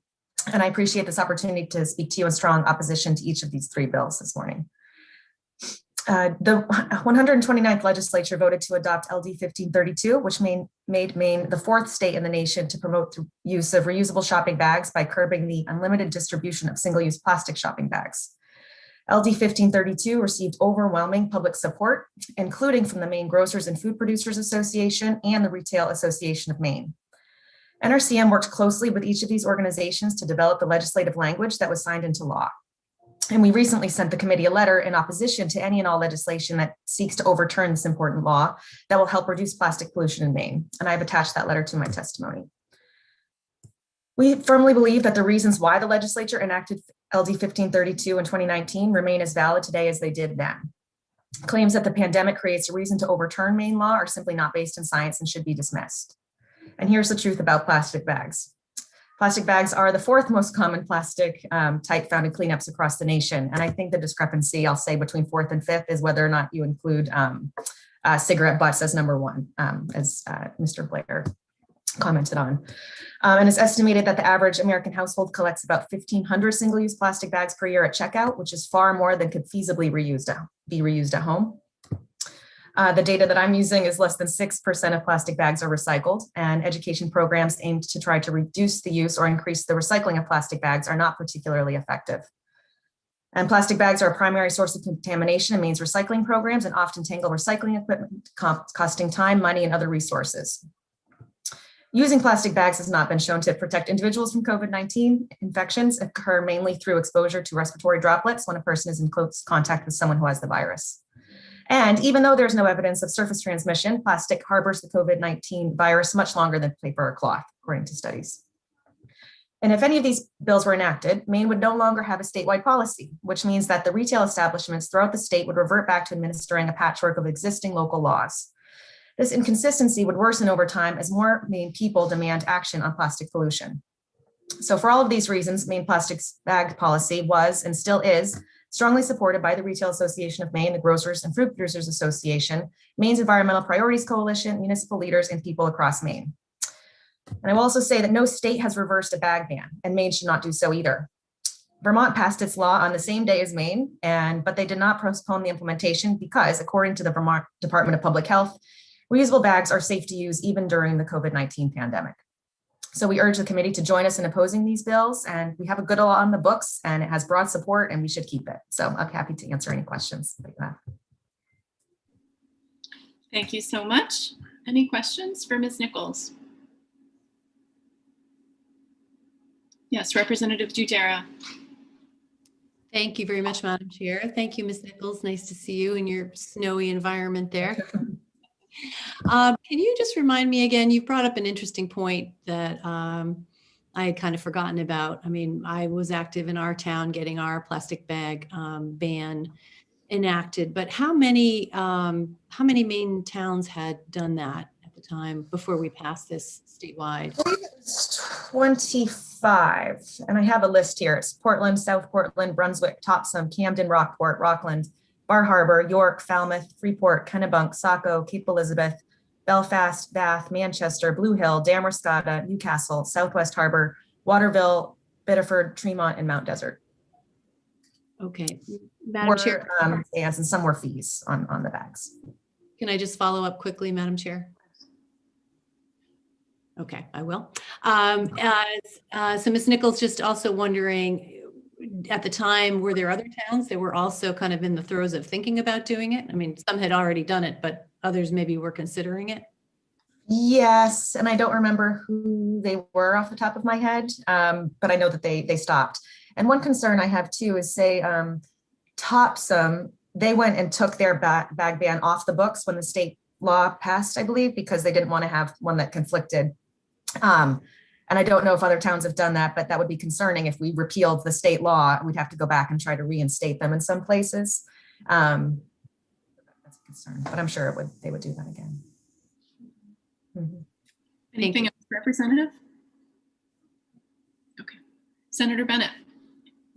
Hi, Ms. Nichols. Thanks so much for testifying. So you heard my question undoubtedly about the 6.1% number that comes from a 2009 study, and of course I'd appreciate hearing any updates from you regarding that number. Also concerned about this date, which is now under the statute doesn't matter anymore. It's about what the governor's executive order requires, July 1st, I think it is. And these towns that enacted their bans are now subject to state preemption, so that even at the municipal level, they can't enforce the statute, the ordinances that are on their books, because the state and the governor have chosen to preempt. So I just wondered what your thoughts are about about that date, whether it's an appropriate date for this ban, which is not scientifically supported, as it turns out, and no reclamations about decisions that are made in a time of peril. But in fullness of time, we've learned that it's not a scientifically valid concern. What should we do? Particularly if the governor decides to extend the date to past July 1st? Those are great questions. And I'll work with Mr. Blair on getting the updated percentage. I noticed when he was reading that I referred to that same 2000. You got to do that. So, but as far as the date goes, when it was first delayed, when the pandemic began, I thought that was appropriate because mostly because of implementing a new law for these impacted businesses during that time, I didn't think was appropriate. So I thought that delaying maybe till September or something would have been good. I was disappointed that it was until January, but you know, understandable. We're going to just roll with the punches at this point last year. I was a little disappointed also when it was subsequently delayed right before that date. I believe it was sometime in December. I thought some businesses were probably getting ready to enforce that and maybe used up some of their supply. So I bet that was disruptive for some businesses. But I think at this point, now that it is delayed, again, Mr. Blair said the same thing. I don't think that we should keep moving the date around. I think it should just stick to that. I would like to see it go into effect earlier, but I'm not going to argue for that. But I really don't think it should be moved again for the reasons that were stated. And I don't want to assume what DEP was referring to when they decided to delay the enforcement, but I think that they were considering allowing for certain waivers for some businesses. And, DEP doesn't have enough staff as to start collecting all of these waivers. So I think it's likely easier for them to just basically create a blanket waiver until that date for any business who are struggling with bags. Yeah, and I would suggest it's easier for small Maine businesses to know what the rules are and abide by them than to have them changed abruptly and capriciously, while the big plastics manufacturers, Maine is as pointed out, is a very small little piece of their landscape. And this bill is more impacting, I think, of Maine businesses, local businesses, than it is of the big manufacturers of plastics. So I share your view. Thank you very much for your taking the time. Isn't that so? Well, and I could add too, I don't think that other states did the same thing that Maine did with moving the date around either. So we were alone in that. Are there any additional questions for Ms. Nichols? Not seeing any. Thank you so much for joining us. And we'll move on to Shelby Wright. Welcome, Shelby. Hello and good morning. Thank you very much. Senator Brenner, Representative Tucker, and the esteemed members of the Joint Standing Committee on Environment and Natural Resources. My name is Shelby Wright, and I am the Eastern Region Manager of Engagement for Casella. I am the environmentalist that talks trash for a living. Thank you for the opportunity to address you as I stand with my colleagues in the waste industry, many of whom who have submitted written testimony today in strong opposition to LD 39, 108, and 244. At Casella, our mission is to protect the environment, strengthen our local economies, and grow our businesses by creating value from society's waste streams. As a handler of almost 2/3 of Maine's waste, we take our commitment to that sustainable practice to our core. The efforts to repeal an act to eliminate single-use plastic carryout bags are contrary to the state's and Casella's commitment to the codified Maine solid waste hierarchy. It is well established that reduction is the first and highest goal in the never-ending quest to eliminate waste in our consumer-driven society. With last year's passage of the statewide single-use plastic bag ban, the legislature acted in accordance with that hierarchy to create a sound and consistent policy aimed at reducing waste. Single-use plastic bags, which are typically made of LDPE or low-density polyethylene, are a valuable commodity if captured by themselves, meaning a clean point-of-sale take-back program. However, we know that this is very often not a common consumer behavior or a readily available option in many areas of the state. Left in the waste stream, plastic bags rip and tear and become a detriment to the environment as they become litter. They are subject to blowing winds that carry them from disposal and/or transport containers, and then they deposit them in our yards, our forests, our rivers, and our streams, endangering wildlife and polluting Maine's natural environment. These items are not only prevalent in the household waste stream, but they are also a nuisance material at our zero sort material recovery facilities or our recycling plants in Maine. From an operational standpoint, plastic bags cause absolute havoc in a MRF, in a material recovery facility. They wrap around sorting equipment, cause time and money, and sometimes dangerously place our workers in situations where they need to get into the equipment to physically, by hand, cut and remove the bags from the equipment. They obstruct that processing, but they also take up time, which obstructs from the time that it takes to truly recycle, that truly recyclable items can be processed. And then secondly, they also contaminate the baled materials that we ship out for post-consumer recycling. Just because it goes in a recycling bin does not necessarily mean that it is recyclable, and single-use plastic bags are very much fall into that category. So when debated and passed last year, it was the intent of the legislature to use this statute to reduce the prevalence of single-use bags in favor of reusable bags.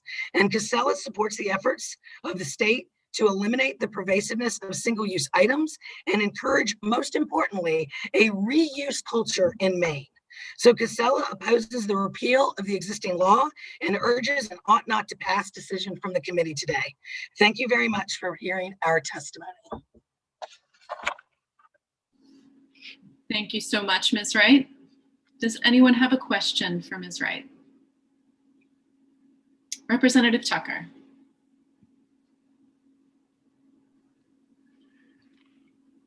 Shelby, congratulations on your new post. Thank you very much, Representative Tucker. I'm just really happy for you, and I think it's going to help Casella quite a bit. Thank you. Thank you very much. I'm excited myself. Anything else additional for Ms. Wright? I was sympathetic to the idea of having to cut all of the bags off the equipment when I think about running over irrigation with my tractor. So. All right, I think we will move on to Ms. Bradford next. Thank you, Ms. Wright. Thank you very much. Good morning. Thank you, Senator Brenner, Representative Tucker, and members of the Joint Standing Committee on Environment and Natural Resources. My name is Abigail Bradford. I'm a resident of Stillwater, Maine, and I'm also Maine Conservation Voters Outreach Manager. I'm testifying today in opposition of all three bills before you to repeal Maine's single-use plastic bag ban on behalf of Maine conservation voters. MCV protects Maine's environment and our democracy by making conservation, equity, and voting rights political priorities. The single-use plastic bag ban was a priority of the Environmental Priorities Coalition in 2019, which now represents 32 organizations and thousands of Mainers, who overwhelmingly express support for this common sense measure to reduce waste and protect our health and environment. We shouldn't let false messaging move us backward now. Scientists and health officials are increasingly finding that COVID-19 does not commonly spread on surfaces and that the virus actually lives longer on plastic than on cloth or paper, making reusable bags a safer choice. Throwing out trash is such a constant, mindless habit that we hardly notice it. Because of that, it's hard to believe, but only a few generations ago, Americans produced almost no trash at all. Things were purchased in bulk using one's own containers or packaging that was later repurposed, such as jars and burlap sacks. The amount of waste we produce today would be unthinkable to our very recent ancestors. If you lined up the trash that the US throws out in just 1 year, it would reach to the moon and back 25 times. That image is intuitively disturbing, and that's because those materials come from somewhere and they don't disappear when the garbage truck rounds the corner. Nearly 1/3 of that trash is packaging, items that we use only one time. Items like plastic bags. To make plastic bags, oil, or increasingly natural gas, are extracted through drilling or fracking. These practices often contaminate water from the ocean to people's wells, and fracking can also cause earthquakes. Once extracted, the gas or oil are transported to a refinery through pipelines or in tankers, trucks, or trains, risking spills, or in the case of pipelines, regular gas leaks that exacerbate climate change. Once refined, the petroleum or gas are transported to a factory and are chemically processed into plastic pellets that are then likely transported to yet another facility and are extruded into plastic film and then made into plastic bags. Finally, the plastic bags are distributed to stores, and all of these trips are made in fossil fuel burning vehicles. At one of those stores, some of the bags might be used to hold my groceries for about 10 minutes while I drive home. All that so that I didn't have to remember a reusable bag. And that's not the end of the story. I'll ultimately throw these bags away, and then they'll either be dumped in a landfill, burned in a trash incinerator, or blow into the environment somewhere along the way, littering our communities and potentially harming or killing wildlife. Whether they're landfilled or littered, the bags will break down over decades, but will persist in microscopic form forever. This is because there are almost no microorganisms on Earth that can digest plastic molecules. The world produces billions of tons of plastic every year, and its micro and nanoparticles are accumulating in our world.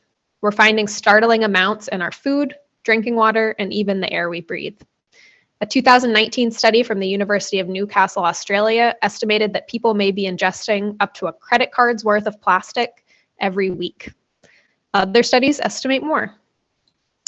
We're only beginning to study the effects that ingesting and inhaling micro and nanoplastics are having on our health, but it's been found that they can be toxic to human cells and can cause hypersensitivity, unwanted immune responses, and acute responses such as red blood cells rupturing.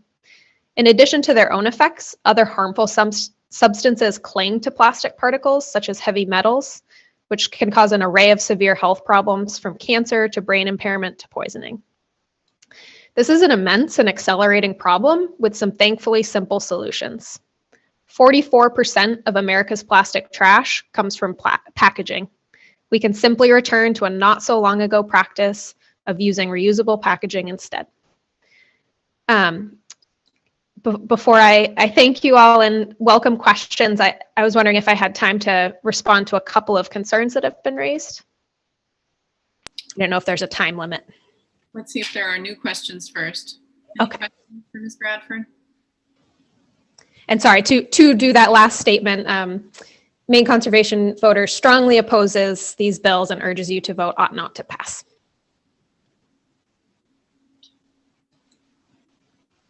I think it would be fine if you responded to another question or two. Thank you. First, the argument that reusable bags are more harmful to the environment than single-use plastic bags. It may be true that reusable bags take more water or energy to produce than a thin plastic bag, but they don't just replace one bag, they replace hundreds.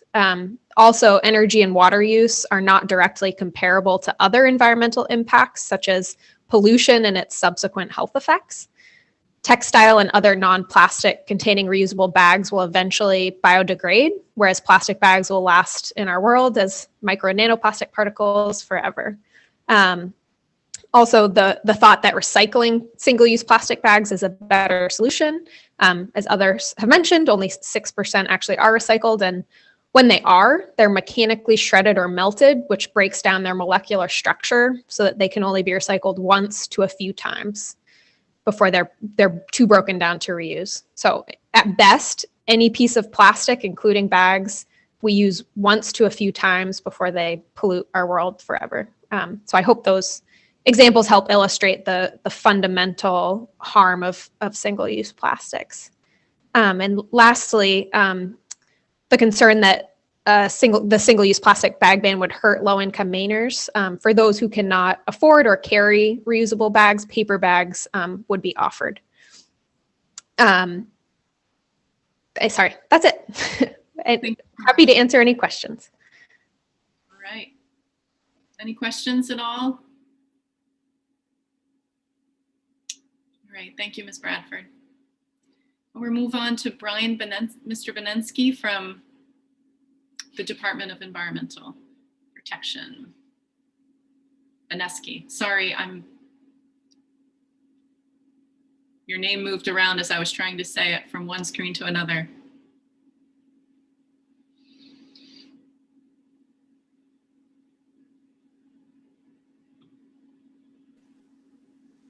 Mr. Benensky, can you hear us?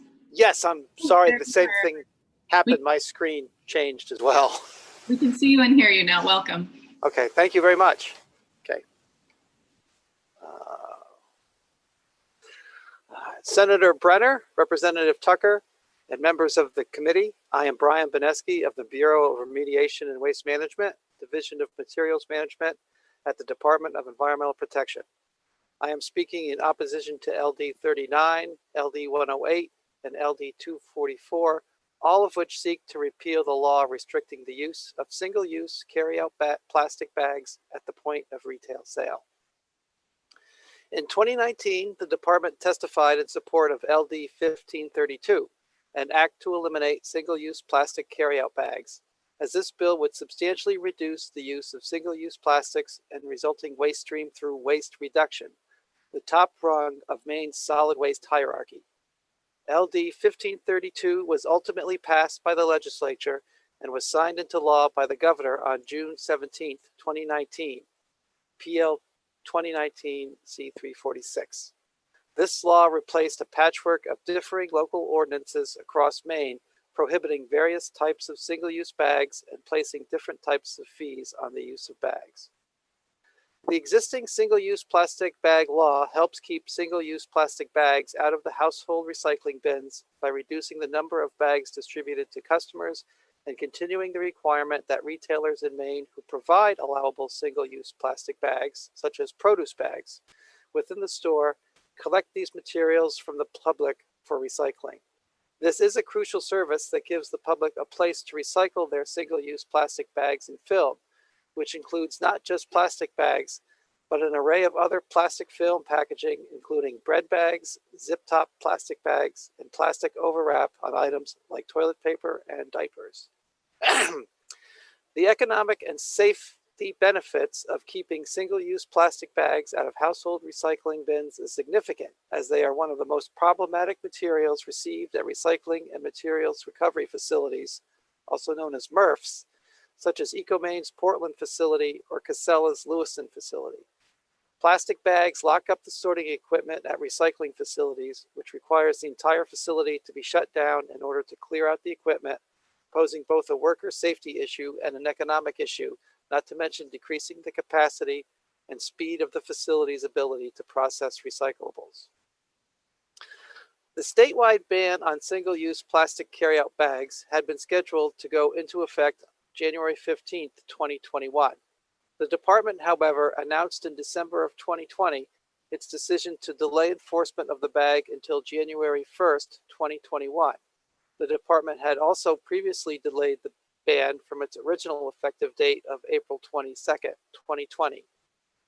These actions were taken in response to several practical and logistical effects of the COVID-19 pandemic, including packaging supply disruptions and concerns raised over possible virus transmission from the use of reusable bags in stores.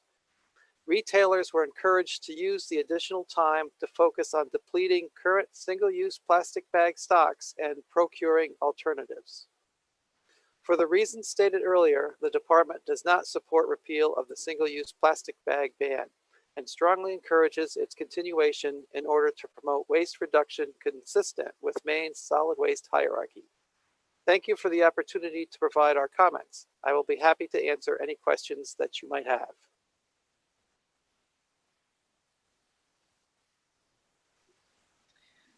Thank you so much, Mr. Beneski. Any questions? Oops, Senator Bennett has a question. I do. Thank you, Madam Chair. Mr. Beneski, thanks for your testimony.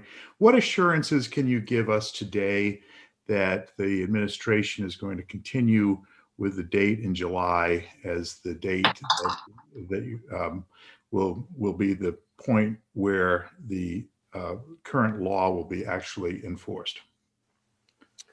When the July date was picked, it was with the understanding that by then the coronavirus pandemic would be reaching its downturn, and that the people would be able to procure replacements, bags, paper, that type of thing by that time.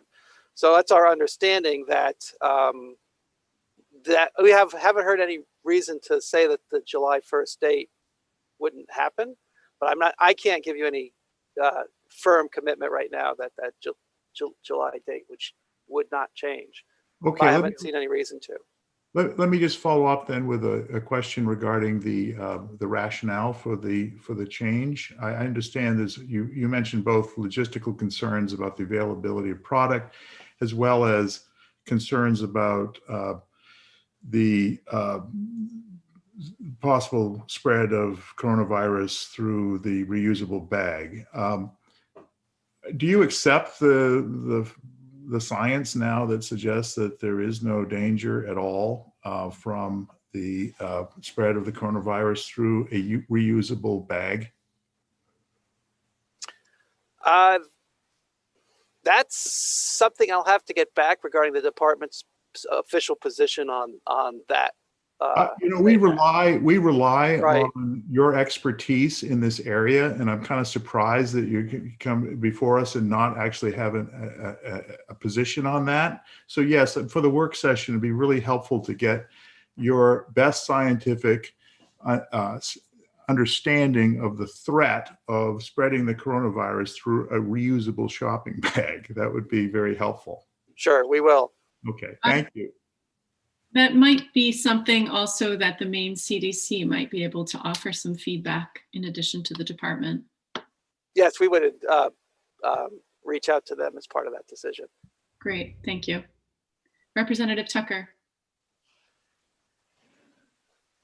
Mr. Boniski, I agree wholeheartedly with my colleague, Senator Bennett, that is something I would have expected that the department would be able to address today on this very issue. So I look forward to seeing you on Wednesday. Is it this Wednesday or next Wednesday? The following Wednesday, okay. The other item is just a process comment. I might suggest that when you're going to testify, Mr. Boneski, that you get a light in front of your face, because all I'm seeing is a dark shadow in the earmuffs. And it would be nice if you just could find a lamp somewhere to shine it on you from the front. I apologize for that. I will next time. No, you don't have to apologize. It's just a friendly comment. That's all. Thank you very much. Any additional questions for the department? All right, not seeing any. Thank you so much for, well, Mr. Hanley, Representative Hanley has a question for you. Thank you very much, and thank you for your testimony. I do have a question. I work at a food bank on a regular basis, and without plastic bags, I don't think we could perform the service we perform. We have, dozens and dozens of people come, mostly low income, but many very elderly people. And the amount of product you put in a plastic bag is tiny, and these big reusable bags are very heavy. You start loading them up, and you have to assist people getting food into their vehicles as it is. And now the only option you're going to have are these huge recyclable bags. But I'm telling you now, I don't know if the department ever has considered this, that food bank's going to be dramatically affected by this, because I know they all use the same process. We use a paper bag and outside of it, and a plastic bag on the outside of it, so they can handle the food properly. So I hope the department will take that into consideration, and maybe we can get some amendment in this legislation. Just my thought. Thank you.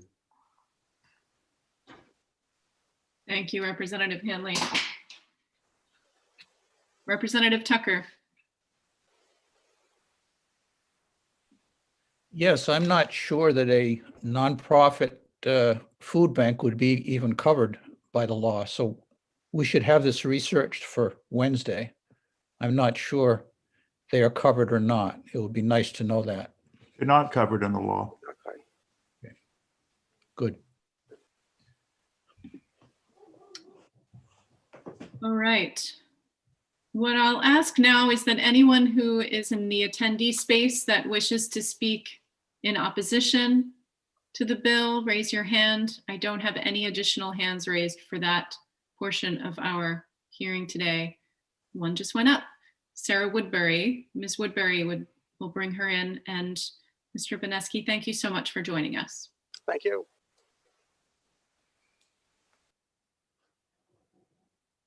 If you are in the attendee space and you wish to speak in opposition to the bill, please make sure to raise your hand so we can call on you. And next up will be either those that are either neither for nor against.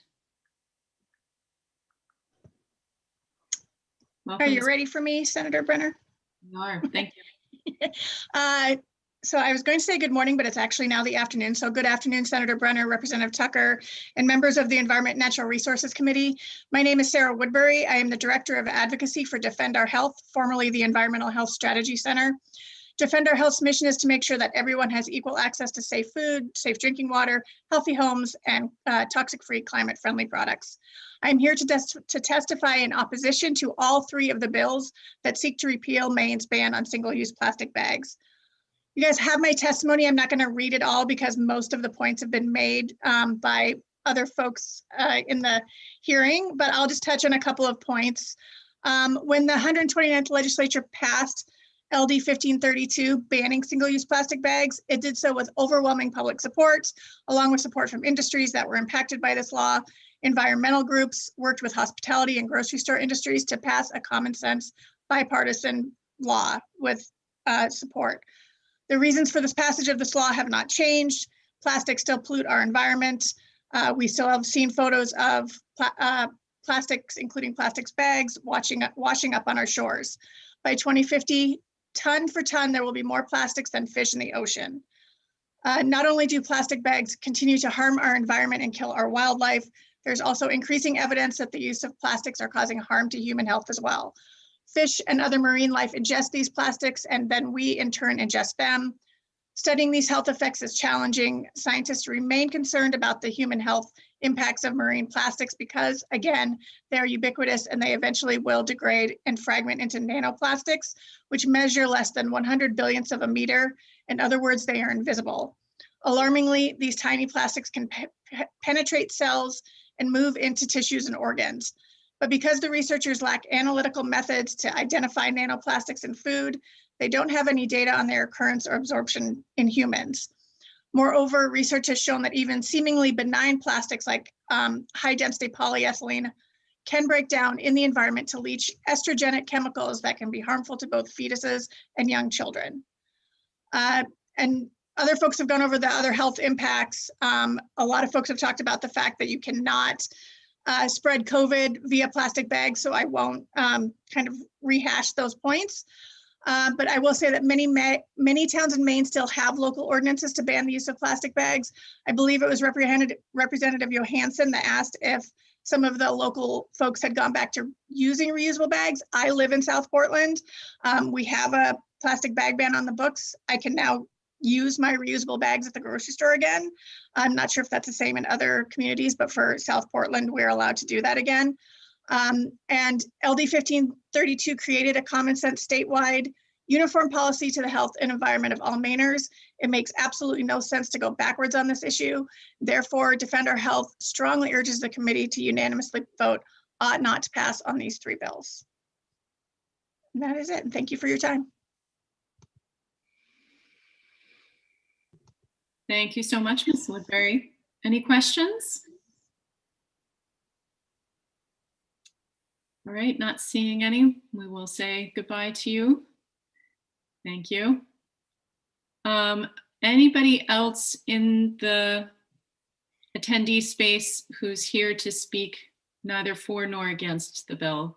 Mr. Atlee, I see your hand up, but I believe we've already heard from you.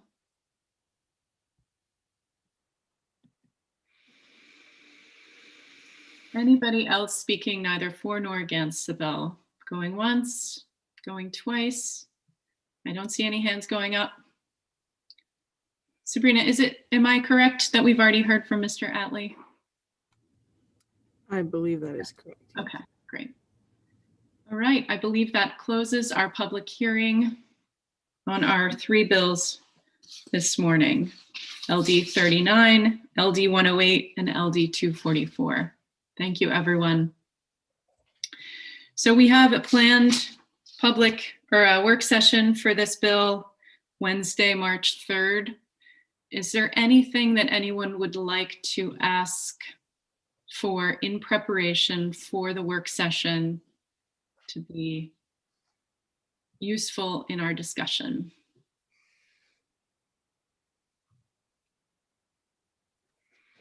Not hearing anything. We've made quite a few requests, so hopefully we'll see lots of things in our inbox. And with that, I believe we are finished for the morning, unless there is anything else I'm forgetting. Anyone? Representative Tucker, have I forgotten anything? Besides you this morning to introduce yourself? I don't have anything. I have nothing to add. All right. Well, thank you all so much for joining us, and we look forward to Wednesday. Take care. Thank you. Make a motion to adjourn. You want to do that? Second. I forgot that little piece of the puzzle. So sorry. Thank you. Does it say, Rick, does a motion to adjourn require a second? I don't think so. Yeah. And I always say, all those in favor, please log out.